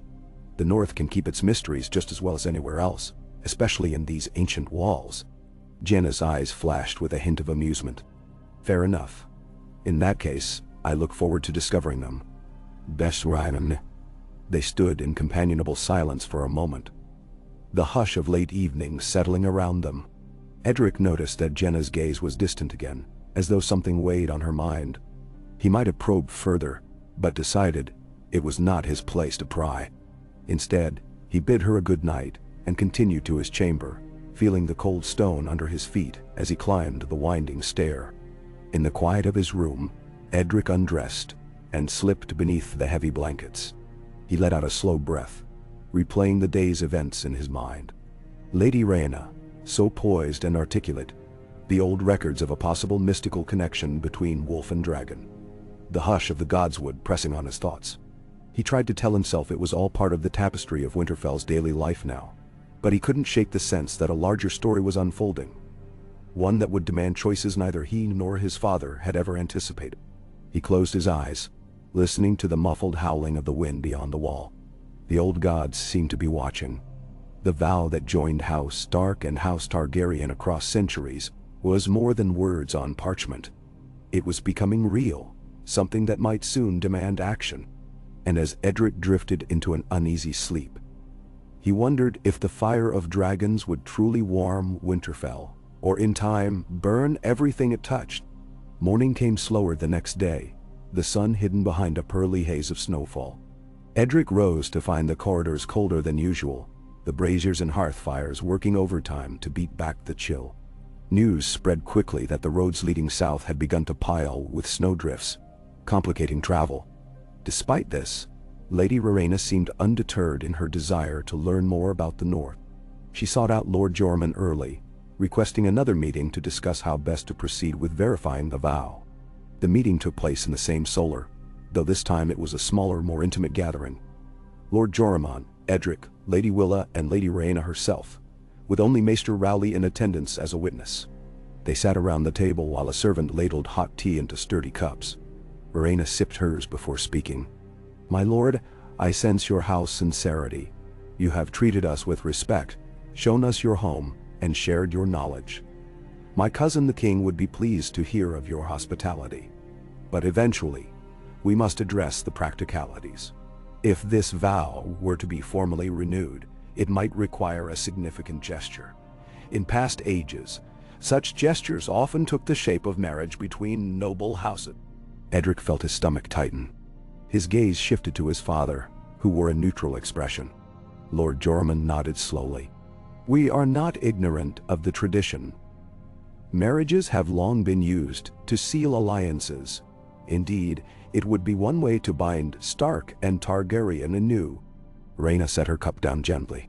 I speak not of immediate arrangements, but the king's suggestion has been that we open the possibility of uniting our bloodlines in a future generation. Perhaps you have more than one child, a younger daughter, or... Her voice trailed off as Jormund raised a hand. I have one son, Edric, and two younger daughters who are, at present, very young indeed. One is barely out of swaddling clothes. It would be many years before that child could wed anyone. By then, you may have children of your own, or your cousin might have a suitable match. Time changes many things. Neps interro. Lady Willa, who had been silent thus far, added softly. And we would want to ensure that such a marriage truly serves the North. We would not simply offer a child to the crown without understanding precisely what we gain in return. We have a duty to protect our own blood as you do yours. Rhaena bowed her head respectfully. I understand. I only broached the subject because I know it will be on the king's mind when I return. I do not mean to suggest we force any arrangement. Let us keep the idea in the realm of possibility. Nabinin. Edric, feeling the tension creeping along his spine, forced himself to speak calmly. I've heard there are other forms of alliance. The vow itself might be renewed by a public ceremony. Something symbolic, perhaps involving the Heart Tree and a Targaryen dragon, if that's even feasible. Would the king consider that option, rather than a marriage pact? Rhaena tilted her head. He might, especially if it demonstrates unity in a visible way. Still, a ceremonial vow might not carry the same weight in the eyes of lords who look for tangible ties, like shared lineage, or a mingling of blood. Many will question the sincerity if there isn't some abiding proof. Jormund folded his hands. Understand. For now, let us say that House Stark does not reject the possibility of a marital bond in the future, but neither do we commit to it. We wish to explore the vow fully, to see if it can be brought into the present day in a manner that benefits both sides. A small smile curved Rhaena's lips. Your caution is wise. I will write to the king. He will doubtless have further thoughts on the matter. In the meantime, we will remain as your guests, unless you bid us depart. Lord Jormund shook his head. You are free to stay. If the roads worsen, it may be unwise for you to attempt the journey south again too soon. He glanced at Edric. In fact, we were thinking of organizing a small hunt on the morrow. Perhaps you would join us, Lady Rhaena? We can show you a bit more of the surrounding area, assuming the weather cooperates. Bendizer. Rhaena's eyes lit up with interest. I would enjoy that very much. I do ride, though not as adeptly as some. If the cold is bearable, it would be a fine way to see more of your domain. They exchanged a few more pleasantries before the meeting ended. As Rhaena departed, Edric sensed a mixture of relief and unresolved tension in the solar. His mother's expression remained thoughtful, while his father busied himself tidying the scattered papers on the table. Maester Rowley stood by, carefully noting the gist of what had been agreed upon. Edric glanced between his parents. Father, mother, if the king were to request a betrothal for me or my sisters, would you? Willa touched his arm gently. Let us not worry about that just yet, my son. We remain the guardians of your future, as well as your sisters. No one will force you into a union you cannot abide. The king is powerful, but House Stark still has a voice. And I suspect Lady Rhaena is not eager to begin a marriage arrangement that lacks genuine accord. Jormund gave a nod. Focus on forging bonds of friendship first, Edric. The rest will follow, or it will not. We will not let you be used as a simple pawn. His tone softened. I've seen the way Lady Rhaena regards you. She has respect, or at least curiosity. That is more than can be said for many southern alliances. Edric took a moment to process that, then offered a slight bow to both parents, grateful for their reassurance. He left the solar and found himself wandering again, reflecting on how swiftly life had changed. Only days ago, He was just another young lord going about his winter routine in the north. Now he was showing a Targaryen noblewoman around Winterfell, discussing ancient vows that might require a marriage, speaking of dragons possibly roosting in the castle's hot spring. It felt surreal. He might have gone to the library to distract himself with old texts, but the need for fresh air tugged him outside. Bundling up in a heavy cloak, he ventured into the courtyard. Snow continued to fall, but more softly now, swirling in gentle eddies around the gates. He made his way to one of the battlements overlooking the main gate and stood there, gazing out over the white blanketed landscape. The quiet was profound, broken only by the distant chatter of guards going about their duties. His breath rose in slow clouds. He wondered what the future hunts and feasts might lead to, what conclusions Lady Rhaena would share with the king, and whether House Stark was truly prepared to host a dragon if the Targaryens decided to attempt it. Could the direwolf and the dragon stand side by side once more? Or would the old vow remain a relic, something best left in the dust of forgotten tomes? He found himself murmuring a half-prayer to the old gods, asking for guidance, though he was never sure if they listened. The north was vast, ancient, and silent in its secrets. If the vow was to be rekindled, Edric sensed that a tapestry of events beyond his control would need to align. Yet, standing there atop Winterfell's wall, he couldn't help feeling a surge of hope, tinged with excitement. Perhaps it was the presence of Lady Rhaena, her calm determination, her willingness to seek common ground, or perhaps it was the memory of the old texts hinting at an age when men and dragons did not automatically stand opposed. Whatever the cause, he felt that the days ahead would be crucial, each decision weaving another thread into the fate of House Stark and House Targaryen. Winter might envelop the land, but somewhere in the heart of it, embers of old fires smoldered, waiting for a spark. And Edric, though young, was now poised at the center of that unfolding tapestry. The wind stirred around him, carrying the echo of wolf howls across the snow, and he let the sound drift through him like a promise of things yet to come. Edric did not leave the battlements until the light began to fade. A quiet snow continued its gentle fall, filling the world with an almost unearthly hush. Every now and then, he heard the crunch of boots on the steps behind him, one of the guards making a round, but none interrupted his reverie. When his cloak had gathered enough snow to make his shoulders heavy, he finally descended. He thought to check on his father in the solar, but instead found himself turning toward the great hall, drawn by warmth and the promise of a simple supper. He passed few people in the corridors. Most had already eaten and retired, or else were busy in the kitchens. In the great hall's antechamber, a pair of guards nodded in respect as he went by. The big double doors were ajar, letting out a golden glow along with the smell of stewed meats and bread. Inside, he found Lady Willa finishing a quick consultation with the steward about the next day's provisions. A small table near one of the side hearths held a half-finished meal. Bowls of mutton stew, a platter of bread, and mulled wine were arranged around a large candelabrum. His mother turned at his approach, offering a slight smile. "I thought you'd gone to bed, or perhaps off to the library again. Come, eat if you're hungry." She gestured for him to join her, and he did, shrugging off his cloak to hang by the fire's edge. A swirl of snowflakes fell from it onto the floor. "I decided I needed the fresh air," Edric said, easing onto a bench. He took a bowl of stew and a hunk of bread. "What about you? It's late." Lady Willa smoothed back a strand of hair that had slipped loose. "Your father and I were reviewing letters earlier. More local news. The Karstarks fear an ice jam on the river might cause flooding if it warms too quickly. The Glovers send word that a pack of direwolves has been sighted in the deep forest near the Wolfswood. They've lost some livestock. Nothing dire yet, but it's a reminder that winter is here in earnest." Edric chewed quietly on a piece of bread, letting the stew's warmth spread through his belly. "Did you speak with Lady Rhaena this evening? She dined in her chambers?" His mother replied. "Said she was weary after the day's touring. But apparently she's eager for tomorrow's hunt, assuming the weather permits it. Your father wants to show them how the North tracks game in light snow. We'll see if the storm holds off." A flicker of anticipation sparked in Edric's chest. Hunts in winter always carried a certain thrill, though they could be treacherous. I hope we can manage it. It'll be good to show them more than just castle walls." "No." Lady Willa nodded, quiet for a moment as she sipped her wine.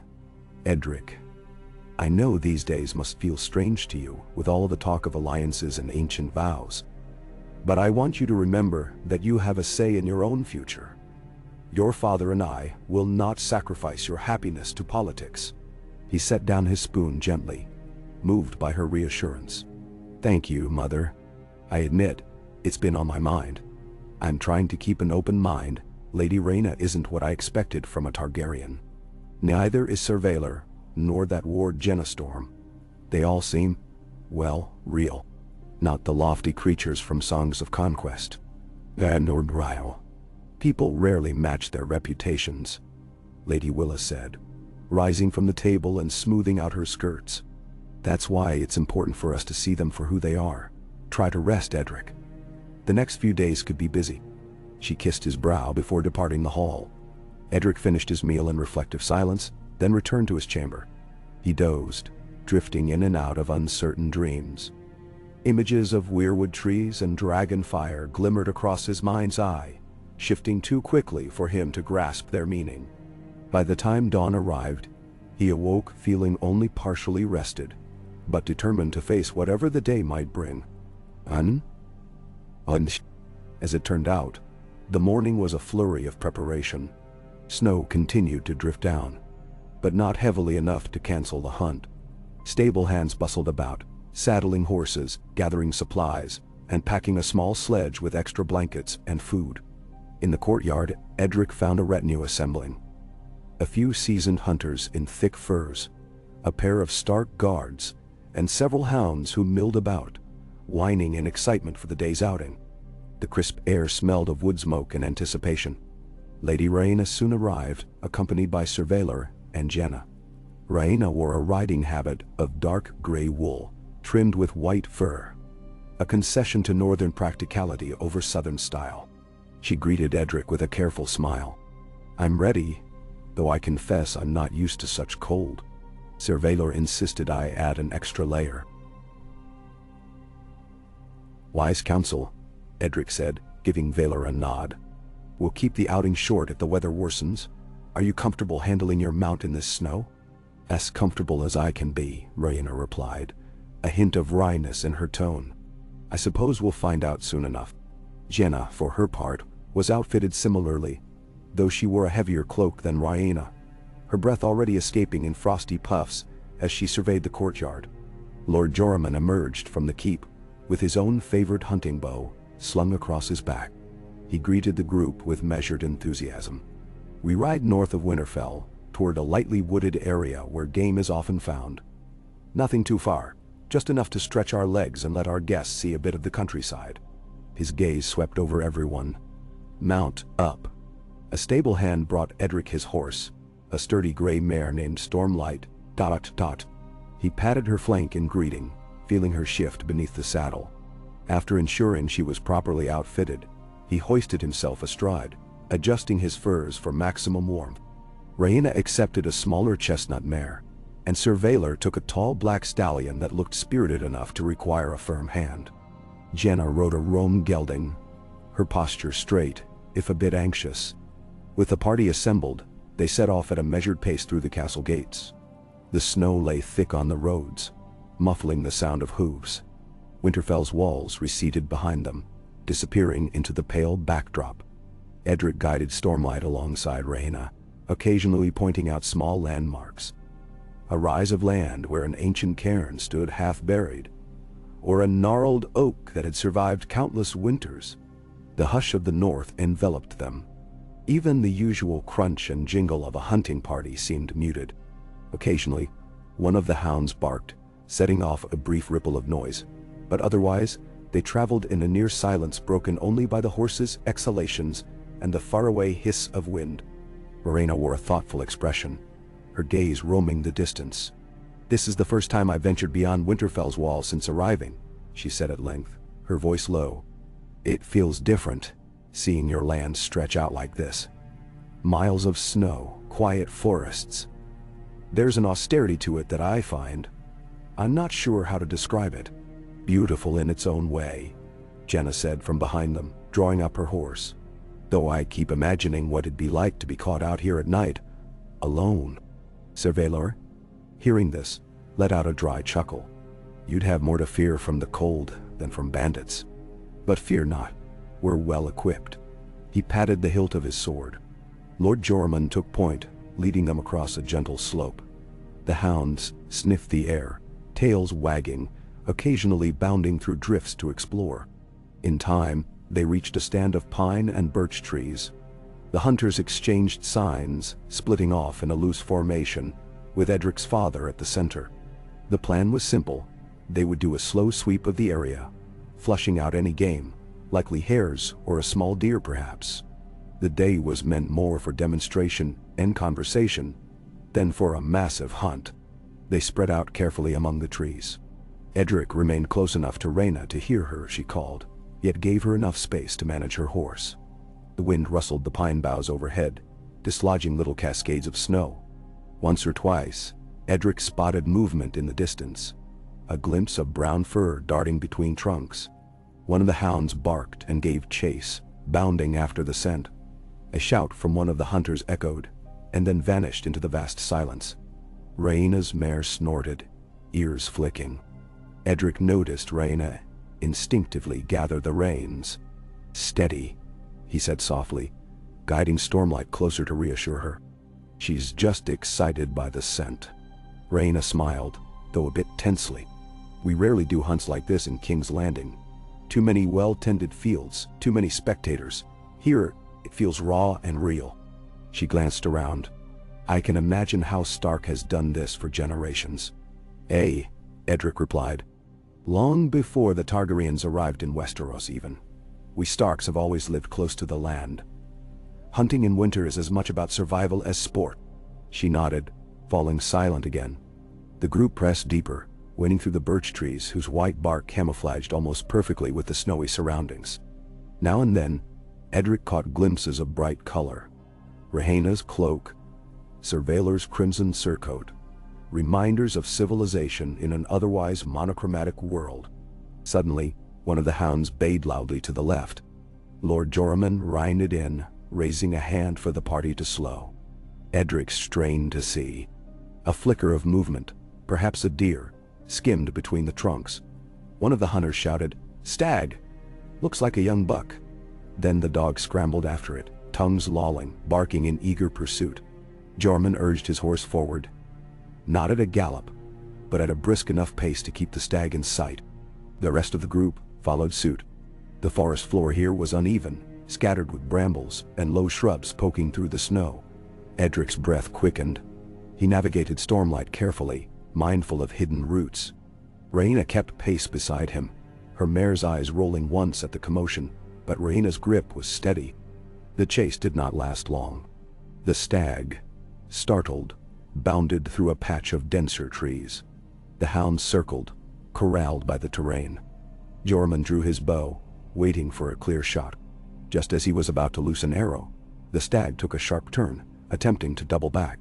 Edric saw an opening, felt that surge of instinct. He readied his own bow. The deer leapt into view between two tall pines. Edric's arrow flew, a clean shot that struck the stag's flank. The beast stumbled. Jormund quickly finished it with a second arrow, a cleaner kill. The stag crumpled in a drift of powdery snow. The hounds danced around, barking triumph. Edric exhaled, lowering his bow. He felt a twinge of regret mixed with the exhilaration of a successful hunt. The stag had been young, but it would provide good meat for the castle. That was the North's way. Rhaena reined in alongside him, her face betraying a hint of surprise. "You shoot well, Lord Edric," she said. "I didn't realize you were that skilled." He felt the heat rise in his cheeks, but kept his tone even. "Thank you, my lady. I've had many lessons from our master at arms, and my father always taught me that if I draw a bow, I must be prepared to finish what I start." "Daena."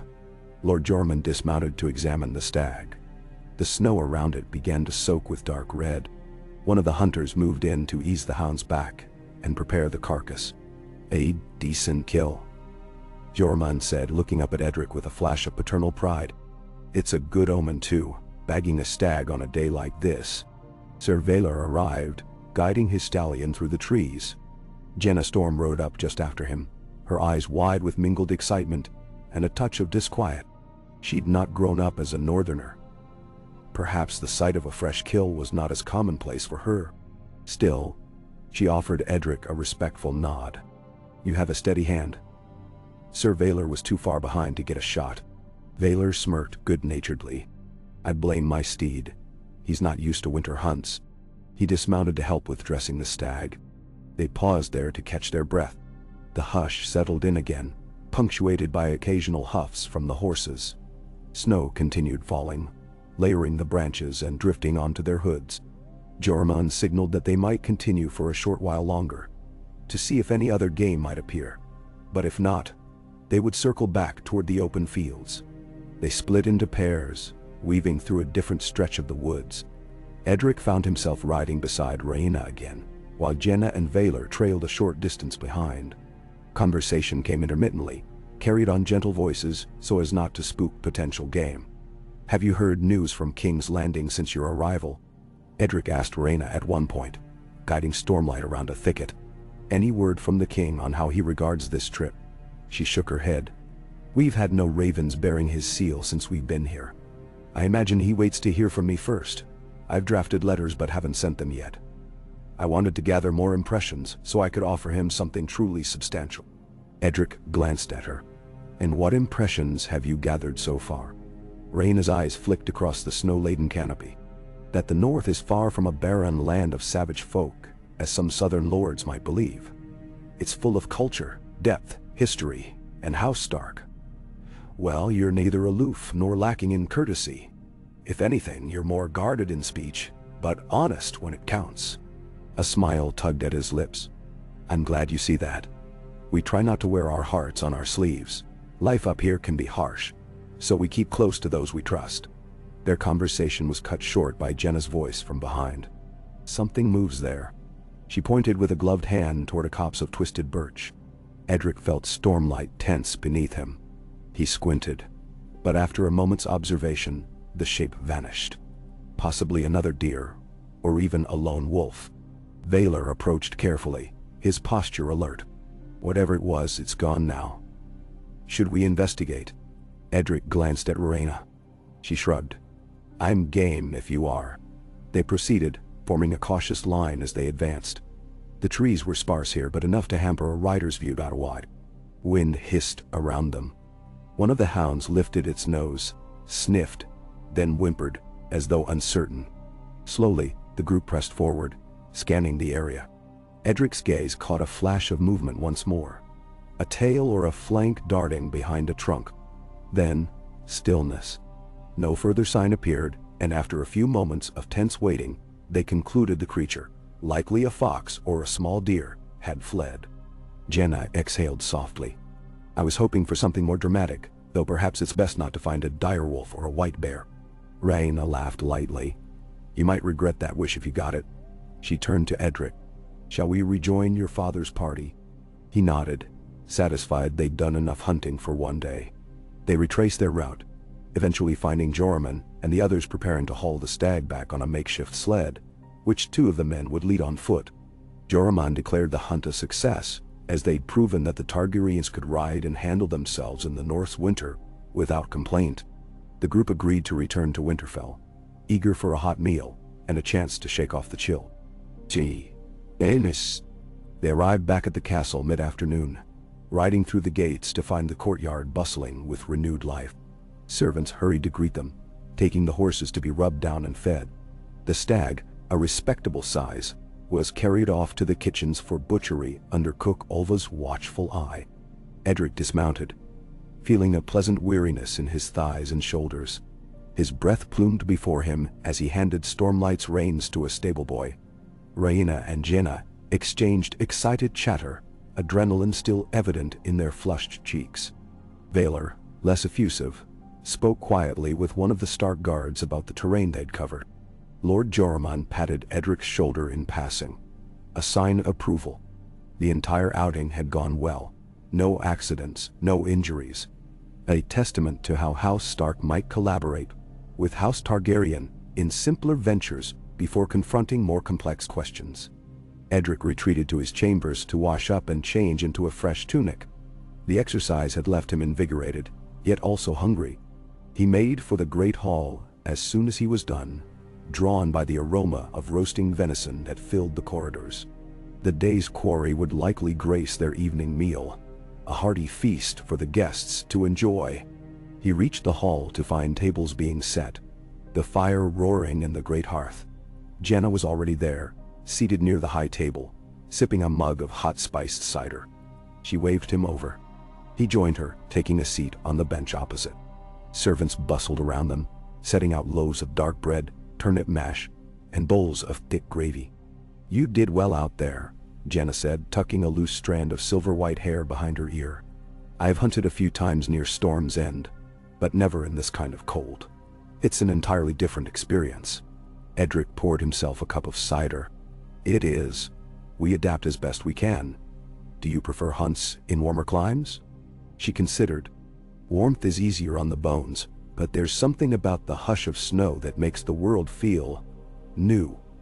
Like each footprint you leave is a mark on unspoiled land." He nodded, reflecting on the same sense of wonder he often felt after a winter storm. They chatted idly until more people filtered in. Among them was Lady Willa, who joined them briefly, discussing the quality of the meat that would soon be served, and whether House Targaryen found northern cuisine too heavy. "It warms you from the inside out," Jenna remarked, smiling. "I appreciate that." Before long, Rhaena and Valar appeared, followed by Lord Jormund at Ty. Everyone settled around the high table. The hunters, still in their boots and travel-stained cloaks, clustered at the lower tables, exchanging proud remarks about the stag. There was an air of celebration, as though a shared victory had drawn all hearts a little closer. Servants brought out generous platters, slabs of venison, carved and steaming, accompanied by roasted carrots and turnips. Pitchers of mulled wine and ale made the rounds, and the heat from the hearth suffused every corner of the hall. As they ate, Lady Rhaena complimented Lord Jormund and Edric on the success of the hunt. She recalled the moment the stag went down, praising Edric's arrow. At first, Edric felt shy beneath her regard. He didn't want to boast, but her tone was kind, and the others chimed in with good-natured nods. Before long, he found himself relaxing, explaining the basics of archery in snowy conditions and the importance of reading tracks. When dinner wound down, Lord Jormund rose for a brief speech, thanking the hunters and praising Lady Rhaena's group for braving the cold. The mood was jovial, drifting toward a lull in conversation as people finished dessert, honey cakes and spiced apples. Then quietly, Rhaena touched Edric's arm and murmured, "Could we speak alone for a moment? Outside the hall, perhaps?" He blinked. Curiosity piqued. "Certainly." They left the great hall together, stepping into a side corridor lit by a single wall sconce. The stone floors carried the echo of their footsteps. Edric noticed a chill in the air, but after the warmth of the hall, it was almost refreshing. Rhaena paused by a narrow window slit that revealed the dark night sky, little more than a patch of swirling gray. She glanced around to ensure no one lingered within earshot. "I received a message," she said quietly, her voice nearly lost in the corridor's hush. "A raven must have arrived while we were out." It was from King's Landing, not from the king himself, but from a trusted advisor, Lord Celtigar. The letter mentions rumors of strife in Essos, possibly spills of conflict that might drift toward Westeros in time. It also repeats the king's wish for me to gauge the sincerity of House Stark regarding the vow. Edric studied her face. "And do you believe us sincere?" Her gaze flicked to his. "I do. My time here has shown me that your father is thoughtful, not one to make empty promises. And you surprise me, Edric. You carry a quiet resolve that a southerner might mistake for indifference, but I can see it's more than that." A thin smile touched her lips. "Still, sincerity is one thing. Commitment is another. The king expects either a firm alliance, sealed by something tangible, or a demonstration that will capture the attention of all the realm. He lowered his voice. Something like a betrothal. Rhaena's throat moved as she swallowed. Possibly. Or a grand ceremony. I cannot say for certain which he'd favor, but from the tone of the letter he leans toward blood ties. She hesitated, then pressed on. I don't come to push for that, only to share what I know. I want no illusion standing between us. He blew out a breath, leaning a shoulder against the cold stone wall. The flickering torchlight cast shifting shadows on Rhaena's features. Thank you for telling me. My father has said we're open to the idea but won't be rushed. Are you in favor of it? She considered. It's complicated. My own mother was wed to a lesser Targaryen branch to keep bloodlines strong. She wasn't happy, but she wasn't miserable either. She accepted it as duty. I swore to myself that if I ever marry, I want it to be for more than family politics. A slight flush colored her cheeks. That may be too idealistic. Edric felt his pulse flutter. He was rarely so close to her, noticing the subtle intensity in her violet eyes. A part of him wanted to say something reassuring or personal, but the swirl of politics loomed. My mother told me something similar. She won't allow me or my sisters to be used as pawns. Yet House Stark can't dismiss the realm's greater needs. She raised her hand, almost touching his arm before thinking better of it. Let's not let the king's urgency overshadow our own judgment. It could be that we find a creative way to reaffirm this vow without forging a marriage right away. Perhaps in the future, if it feels natural. She paused, giving a soft, self-conscious laugh. I'm speaking too freely, aren't I?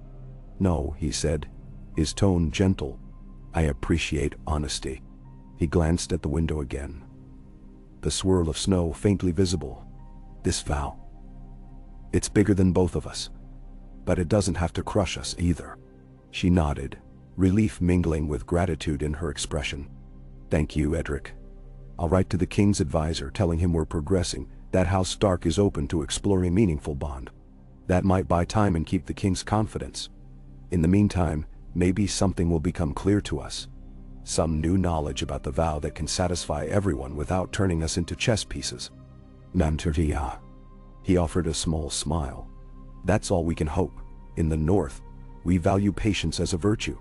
She returned the smile, and for a moment, they simply stood there, exchanging the unspoken warmth of mutual understanding. Then footsteps echoed in the corridor, and they both turned to see Jenna approaching, her cloak thrown over her shoulders, hair braided back. Am I interrupting? She asked, slowing her pace. Rhaena shook her head lightly. No. We were just talking. Jenna inclined her head apologetically. I wanted to let you know that your father, Lord Jormund, is asking for you, Edric. Something about tomorrow's schedule. Edric exhaled. I'll go see him. Thank you. To Rhaena, he said, good night, my lady. I hope we can talk again soon. I'd like that, she replied. Then, with a final nod, they parted ways. I see. Edric found his father in the small council room with Maester Rowley. They were studying a map of the north, spread out across a heavy wooden table. Thick candles glowed, illuminating lines representing roads, rivers, and mountain passes. Jormund looked up as Edric entered.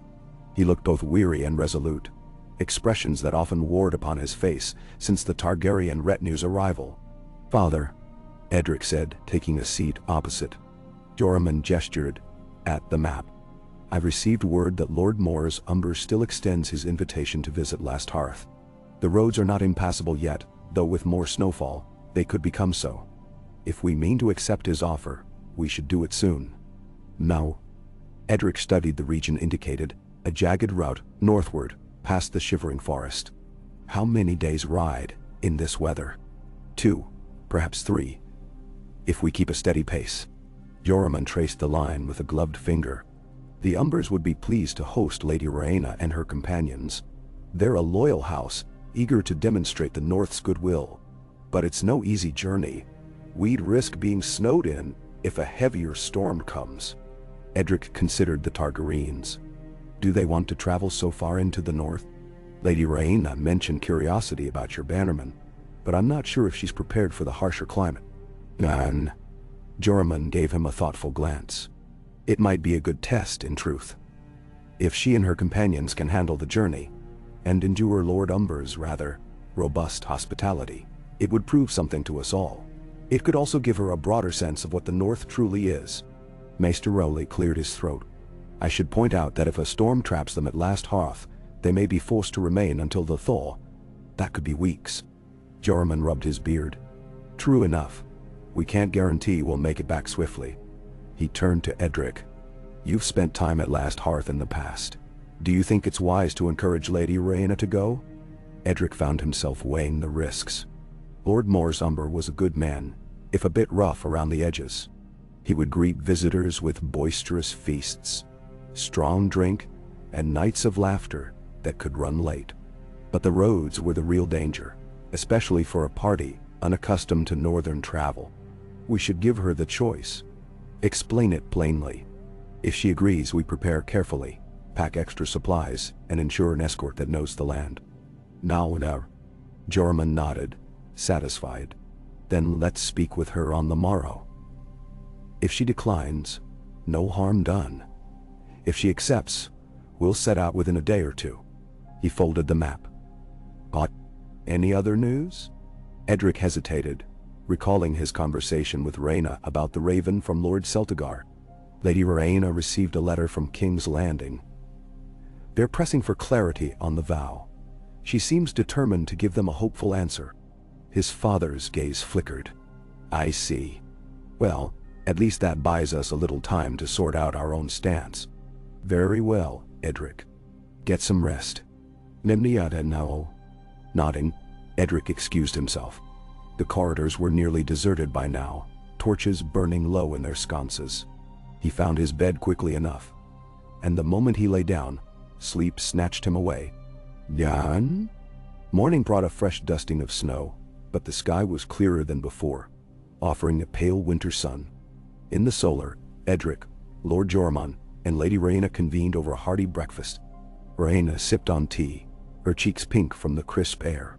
Sir Valor stood behind her, silent as ever, while Jenna looked on from a seat near the window. Jormund laid out the invitation to Last Hearth, detailing the route and the potential hazards. It's entirely your choice, Lady Rhaena. Lord Mors Umber is eager to meet you, but it's a rough journey. The Umbers are known for blunt manners. Rhaena listened, glancing occasionally at Edric. When Jormund finished, she tapped her fingers thoughtfully on the table. I appreciate the honesty, and I do wish to see more of the North. The more I learn, the more I can share with the king. If we set out soon, how likely are we to be trapped there? Negnian? Hard to say, Jormund replied. But if a real storm hits, you might find yourselves guests of the Umbers longer than planned. She exchanged glance with Sir Valor. He gave the slightest shrug. We can manage, he said. We brought winter gear after all. Rhaena smiled. Then I'll accept Lord Umber's invitation. Better to see the North in its fullness than remain safely behind walls. Edric felt a flutter of anticipation, mixed with concern. We'll leave tomorrow morning then. I'll assemble a party, some men who know the roads well, and enough provisions to last us extra days if needed. Jormund looked pleased. Good.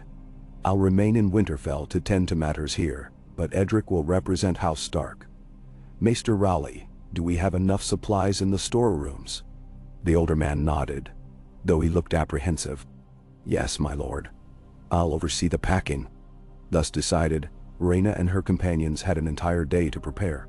Edric busied himself too, selecting men-at-arms who were experienced in winter travel, instructing the stable hands which mounts to bring, and seeing that each rider carried enough feed for the horses. He also picked out the thickest cloaks for Rhaena, Valor, and Jenna, not wanting them to freeze. By nightfall, the courtyard was stacked with saddlebags and bedrolls, ready for an early departure. In his final conversation with his father before bed, Edric received a few last words of advice. Keep your wits about you, Jormund said, clasping Edric's shoulder firmly. The Umbers are loyal, but you must watch over our guests. You're acting on my behalf. Edric nodded. I'll do my best, father. Jormund's eyes softened. I know you will, and keep in mind the vow. Perhaps Lord Umber's perspective could shed light on it. His house has old records too. If he has any knowledge we've overlooked, glean it. A spark of excitement flickered in Edric's chest. Yes, I'll ask. Good night, Father. They departed at dawn, the sky faintly pink where the sun fought through low clouds. Rhaena, Valar, and Jenna rode near Edric at the front, while 10 Stark men-at-arms and a handful of Winterfell hunters followed behind. 2 pack horses carried additional supplies, their breath steaming in the cold. Lord Jormund and Lady Willa saw them off, wishing them safe travels. Outside the gates, the world stretched barren and white. Edric led the way north, the horses proceeding at a patient trot. The first day's ride was uneventful, marked by occasional gusts of wind that flung snow in their faces. By midday, they stopped in a small copse of stunted pines to rest the horses and share a quick meal of bread, cheese, and salted meat. Rhaena's cheeks were bright red from the chill, but she seemed in good spirits. We truly are in the middle of nowhere, she observed, gazing around at the flat expanse of snow. No villages, no farms, it's wild. Edric handed her a water skin. The population thins as you go north. There are scattered homesteads, but many families move closer to the castles in deep winter. It's too dangerous to stay isolated if a storm hits. They resumed travel, pressing on until dusk approached.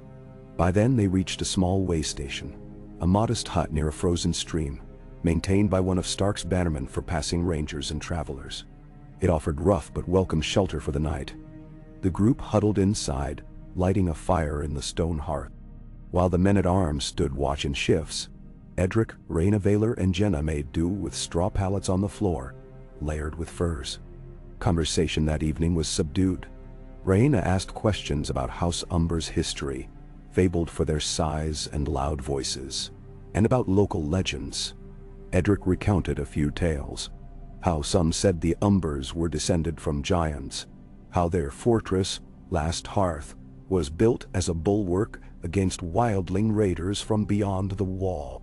Valar listened intently, occasionally asking clarifying questions, while Jenna leaned against her pack, eyes half-lidded from fatigue. Eventually, the talk gave way to yawns. Edric volunteered for the first watch, stepping outside to join the men-at-arms. The wind had picked up, and the starlight shimmered faintly on snowdrifts. He stood with a guard named Halden, who was older and had traveled this road many times. Halden told him a story of how, years ago, they'd found travelers lost in a blizzard, barely alive. Edric listened, mindful of how easily their own party might suffer if the weather turned grim. After his watch ended, he slipped back inside, burrowing into the pallet. His eyes found Rhaena in the dim glow from the dying hearth fire. She slept under layers of fur, her face partly hidden. For a moment, Edric was struck by how vulnerable they all looked in this remote hut. No castle walls, no retinue of servants, just the raw earth and the shrieking wind. He closed his eyes, willing sleep to come quickly. The next day began before dawn. Edric roused the party, urging them to eat quickly and break camp. They set off through a light snow, feeling the cold seep into their bones. Rhaena asked Janna how she fared. The young woman grimaced but insisted she was fine, if a bit sore. Sir Valar rode stoically, occasionally scanning the horizon. Their route turned slightly eastward, skirting around hills that rose in the near distance. Snow had accumulated in the gullies, making progress slow. Twice, they had to dismount and lead the horses on foot, to avoid hidden dips and ice patches. Around midday, the clouds thickened. The wind changed direction, carrying the promise of heavier snowfall. "We need to push," Edric told Valar, voice raised over the gale. "Last Hearth is another half-day's ride if the weather holds, but if it worsens, we'll have to find a shelter sooner." Rhaena caught Edric's eye, brow furrowed in concern. "We can't risk getting stuck in the open, can we?" "No, we shouldn't," he said grimly. "Let's press on. There's a small ridge ahead. If we can get across it, the land flattens, and we'll make better time." So they slogged forward, heads bowed against the wind. The horses stumbled occasionally in drifts, but the men-at-arms kept them steady. By late afternoon, snow fell in earnest, thick flakes swirling sideways. Edric felt a pang of worry. Visibility was dropping. The ridge he'd mentioned lay hidden in the swirling white. He urged them on, mindful of each step. Finally, they crested a gentle slope, a place where jagged rocks pierced the snow. Beyond lay a stretch of open ground dotted with skeletal trees. Edric recognized the terrain vaguely from prior journeys. Last Hearth shouldn't be more than a few miles further. Perhaps they could make it before full night descended. As the party descended the ridge, the wind yowled like a living thing. Edric could barely see Rhaena's form, cloaked in white. The lead men-at-arms carried torches to guide them, but the snow snuffed them out too quickly. Jenna coughed, pulling her cloak tighter. Sir Valar's horse whinnied, unsettled by the stinging wind. They pressed on for another hour, struggling against the storm's fury. Dusk came early, turning the world into a gray, swirling void. Edric's heart pounded. He had to find some landmark, perhaps a stand of pines or a rocky outcrop, that would confirm they were on the correct route. The men and horses were shivering. He shouted for them to keep close, forming a tight cluster. At last, through the swirling snow, Edric spied a flicker of torchlight. It came from the west, bobbing in the darkness. Relief flooded him. That must be scouts from Last Hearth, or so he hoped. He waved an arm, calling out. The figures approached, revealing themselves as half a dozen riders in thick pelts, carrying lanterns shielded from the wind. The lead figure hailed them with a booming voice. "Ho there, Stark men!" Edric recognized the crest of the Umber, a roaring giant. "Hey," he called back, thankful his voice carried over the wind. "We travel to Last Hearth with Lady Rhaena Targaryen." "Then you're expected," the Umber man shouted, beckoning them to follow. "Stay close, else the storm will swallow you. We're not far." "Nasi." The next half hour felt like a dream. They trudged onward, guided now by the Umber scouts, until the faint outline of a palisade and ramparts loomed through the storm. Last Hearth. Torches glowed atop the walls, and the muffled clang of a watch bell cut through the wind. Gates creaked open, allowing them into the courtyard. The relief was immediate, though still cold. The walls offered some shelter from the biting gale. A cluster of people waited to greet them, carrying lanterns. In their midst stood a tall, barrel-chested figure with an immense beard. He wore thick furs and sported a grin as wide as a summer day. Edric dismounted, legs shaking from the chill and exertion. He recognized Lord Mors, Umber at once. "Welcome by the gods," boomed Mors, his voice echoing. "You're half frozen. Get them inside, quick." Rhaena, Valar, Jenna, and the rest of the party followed, handing off their horses to stable hands who ran up, stumbling on the icy cobblestones. Edric supported Rhaena for a moment as she set foot on the ground, her legs numb. She managed a grateful nod, exhaling sharply. Then they were ushered into the warmth of Last Hearth's great hall, the heavy doors slamming shut behind them to keep out the storm. Inside, the heat was almost overwhelming. A massive hearth blazed, filling the hall with flickering orange light. Long tables stood ready, laden with hot food and jugs of mead. Servants rushed forward with blankets and towels, urging the arrivals to remove their sodden cloaks and warm themselves. Lord Mors himself helped peel off Valar's icy gloves, slapping him on the back with a hearty laugh. "Long ride, eh, knight?" Mors exclaimed. "You'll thaw soon enough under my roof. By the time we're done feasting, you'll forget the storm ever existed." Valar, usually so reserved, offered a strained smile, looking grateful for the hospitality. Jenna shivered, clinging to a blanket a servant draped over her shoulders. Edric stood near the fire, his fingers tingling painfully as sensation returned. Rhaena joined him, her expression a mixture of amazement and fatigue. Lord Mors turned to Edric, arms wide. "By the old gods, I'm glad you made it. We had riders out searching. Worried the storm would swallow you. Now come, let's have introductions properly." Then, Edric bowed stiffly. "My Lord Umber, allow me to present Lady Rhaena Targaryen, cousin to the king. Sir Valar Waters, her sworn knight. Jenna Storm, her companion, and the men of House Stark who traveled with us." Mors bowed, though his hulking frame made the gesture a bit comical. "Lady Rhaena, You do me great honor by gracing my hall. You'll find northern welcomes can be loud, but we mean well. Now let's get you all fed and warmed, then we can talk." Rhaena managed to smile, though she still trembled slightly. "Thank you, Lord Umber. We're grateful you found us before the storm worsened." "Nandermon, no. Aye, well, my scouts know these lands like they know their own beards," he quipped, stroking his bushy whiskers. "We'd not lose a guest to winter's wrath if we can help it." He directed servants to show each guest to a set of chambers adjoining the great hall. "You'll have a private room, Lady Rhaena. Sir Valar can bunk near you. The rest of you? We have smaller chambers, but all well heated." Edric felt a wave of relief. The ordeal of the journey weighed heavily, but they had made it.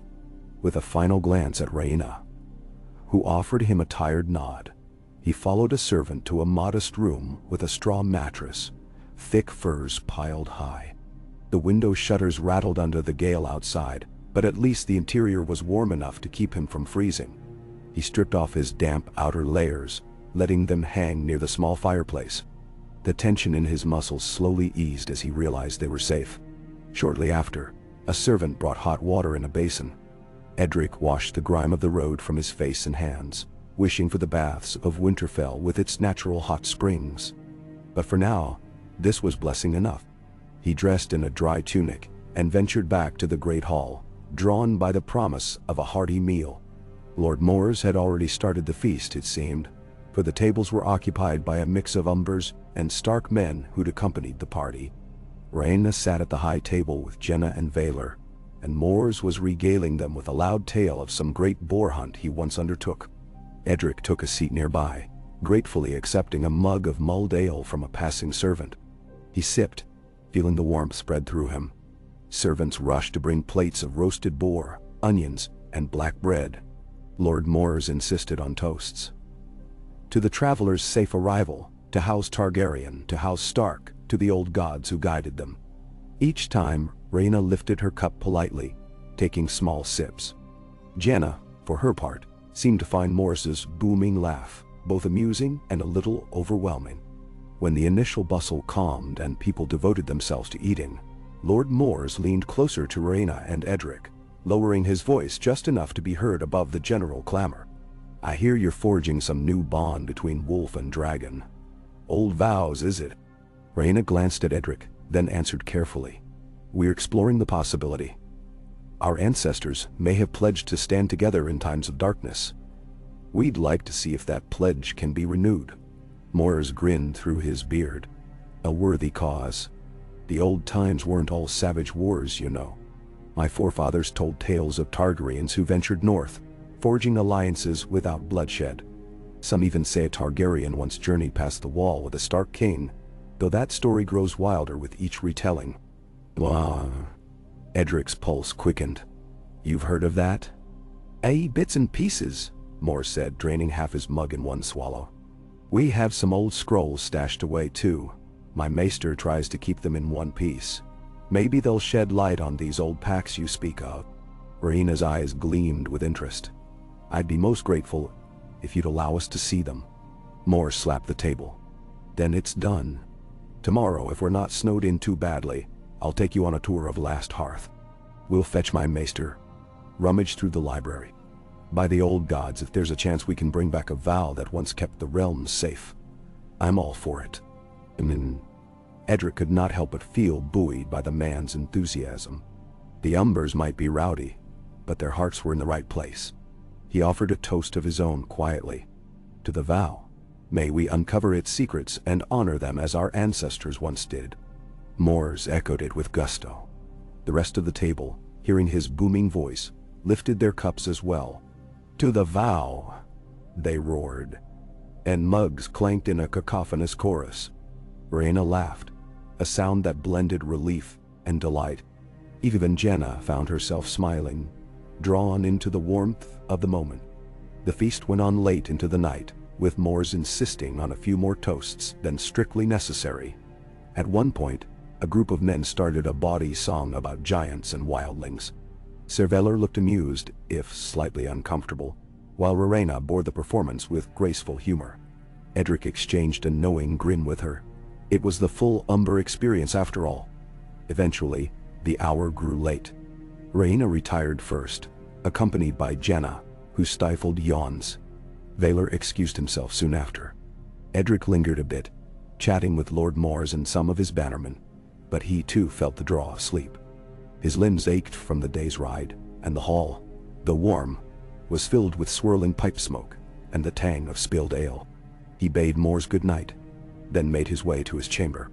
Outside, through the slits in the shutter, he could still hear the wind howling. Snow battered the walls of Last Hearth, but within, fires crackled and men laughed. This fortress, older than most in the south, had seen countless winters. It would stand against this one as well. As Edric crawled beneath the heavy furs of his pallet, he reflected on the day's events. The nerve-wracking journey, the relief of finding Umber scouts, the warm if chaotic welcome, and the promise of old scrolls that might shine new light on the vow. It was as though each step brought House Stark and House Targaryen deeper into a tapestry woven long before their time. He drifted into a fitful sleep, dreaming of a towering library filled with half-remembered words, where dragons and direwolves prowled side by side among the shelves. Dawn came pale and cold, the storm still raging. Snow piled against the walls, and the main gate had to be shoveled clear by a team of grumbling stable hands. Mors announced that no one was traveling anywhere that day, but he made it sound like a grand opportunity. They had time to explore, eat, and delve into old legends. The atmosphere in Last Hearth was surprisingly cheerful, as though the Umbers reveled in the excitement of a blizzard. After a hearty breakfast of porridge, eggs, and thick slabs of bacon, Edric and Rhaena found themselves summoned by Lord Mors to a smaller chamber off the main hall. A cramped, dusty room that served as the Umber library. Yenna and Valar accompanied them, though Valar soon drifted to the corner, letting the more scholastically minded take the lead.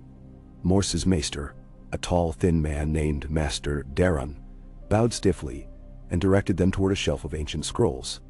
"Not as grand as Winterfell's collection, I'm sure," Mors said with a grin. "But some of these have been in my family for centuries. The ones you want are in that corner, I believe."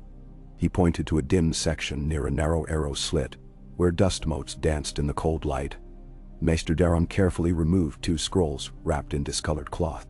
"These are the oldest accounts we have describing interactions between the Kings of Winter and Southern Dragon Lords.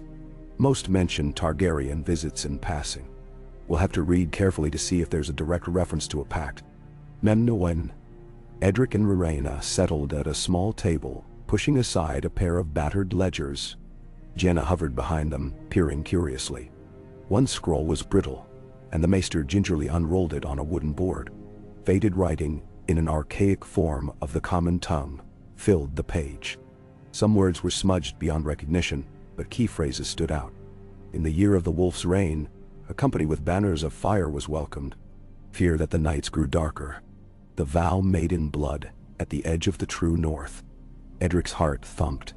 He glanced at Rhaena, who was equally riveted. "This could be describing an event before the conquest," he murmured. "A time when Targaryens might have traveled to parley with the Starks about some looming threat." Rhaena nodded, eyes narrowed in concentration.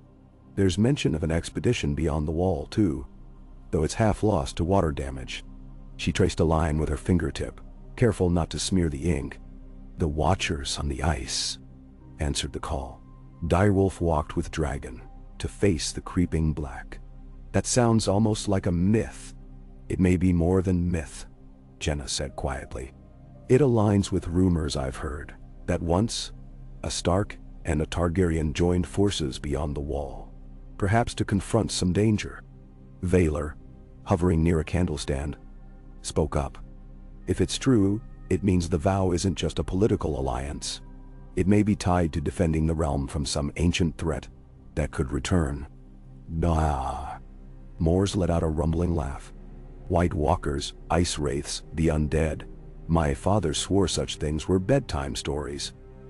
But maybe there was a time the realm needed watchers, and Targaryens and Starks stepped up." Edric finished reading the scroll's legible parts. Most of it was fragmentary.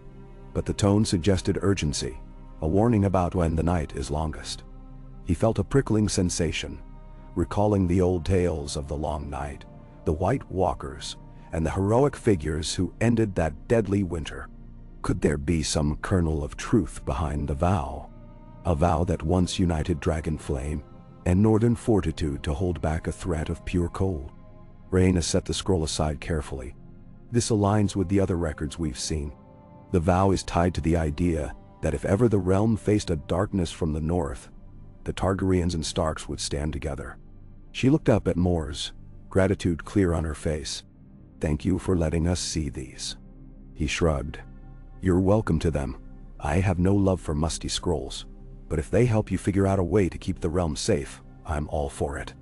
Maester Darren produced a second scroll, slightly less fragile. This one contained a genealogical chart. Edric recognized some Stark names from centuries past, along with lines denoting alliances. One line branched out, labeled with a three-headed dragon symbol, though the name of the Targaryen in question was smudged beyond recognition. It simply read, Targaryen, sworn companion of the North. Next to it, the symbol of the direwolf was entwined with the dragon, as if they were sharing a single crest. Jenna leaned closer, eyes widening. "That's just like the picture we saw in the old text at Winterfell, the combined sigil of wolf and dragon. So it wasn't just one reference. It's repeated here." Rhaena brushed a stray lock of hair back. "It might mean a formal merging of sigils was proposed in that era. A symbolic representation of a bond that transcended the usual feudal alliances. If so, it might be the exact vow we're discussing." Morse's rough laugh filled the chamber again. "Well, if you managed to resurrect that combined sigil, you'd make quite a splash in King's Landing." Rhaena gave him a wry smile. "That might be the King's intention, draw the realm's eye to a renewed partnership between North and Crown. But it doesn't answer how we do it. We have scraps of history, half lost. The realm has changed much since then.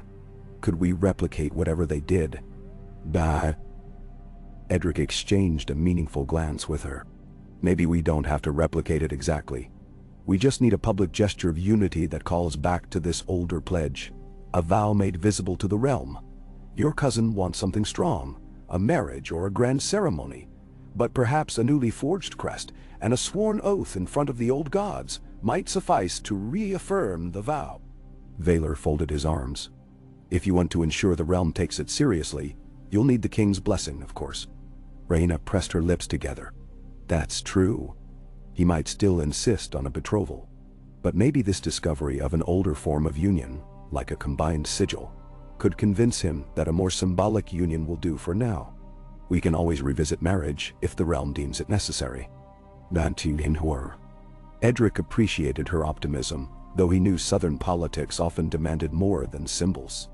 Still, the notion of forging a new banner or holding a ceremony beneath the weirwood did stir his imagination. The vow could live once more, without forcing him, or anyone else, into an unwanted match. The rest of the day passed in a swirl of conversation. Mors insisted on another hearty meal at midday, complete with barrels of ale and more stories of Umber valor. Later, they took a short tour of Last Hearth's courtyard, though the snow limited them to the inner ramparts.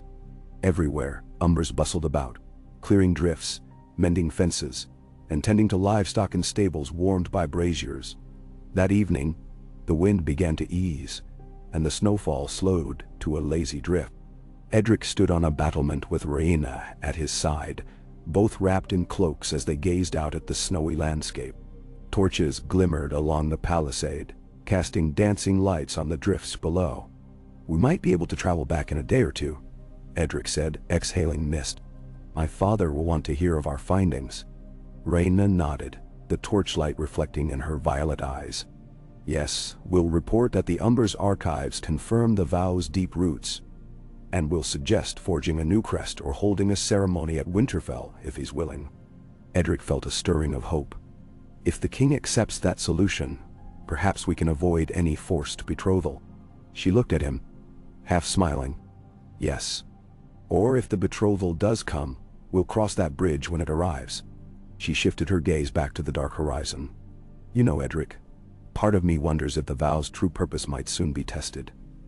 The mention of a creeping darkness. It could be metaphorical, or it could be real. Rumors from Essos. Strange happenings on distant shores. The realm never lacks for peril. He considered that. Either way, we'll be stronger together than apart. That's what the vow was meant for. She put a hand on the cold stone of the battlement. Yes, let's hope our families can see it that way. Then she turned to him, quietly adding, I don't regret coming this far north. Hardships and all, there's a clarity here. His chest tightened at the gentle sincerity in her voice. I'm glad you came, he said. You've shown us Targaryens aren't what the old songs of conquest made them out to be. A soft laugh escaped her lips. We're more complicated than that, for better or worse. They fell into companionable silence, watching the last traces of snow drift down. Overhead, a pale moon peeked through thinning clouds. Tomorrow or the next day, they would ride back to Winterfell. With them, they carried scraps of ancient knowledge, fragments of an alliance older than any living soul. Perhaps that was enough to spark a new flame in the heart of winter. A flame that could burn bright without devouring all in its path. And so they stood side by side, wolf and dragon, uncertain but hopeful, as the north breathed around them in its endless hush. The vow waited, like a seed beneath the snow, ready to emerge when the realm needed it most. And for now, in that quiet night at last hearth, the future felt open, full of possibility, challenges, and perhaps, if the old gods willed it, a unity that could endure the storms yet to come.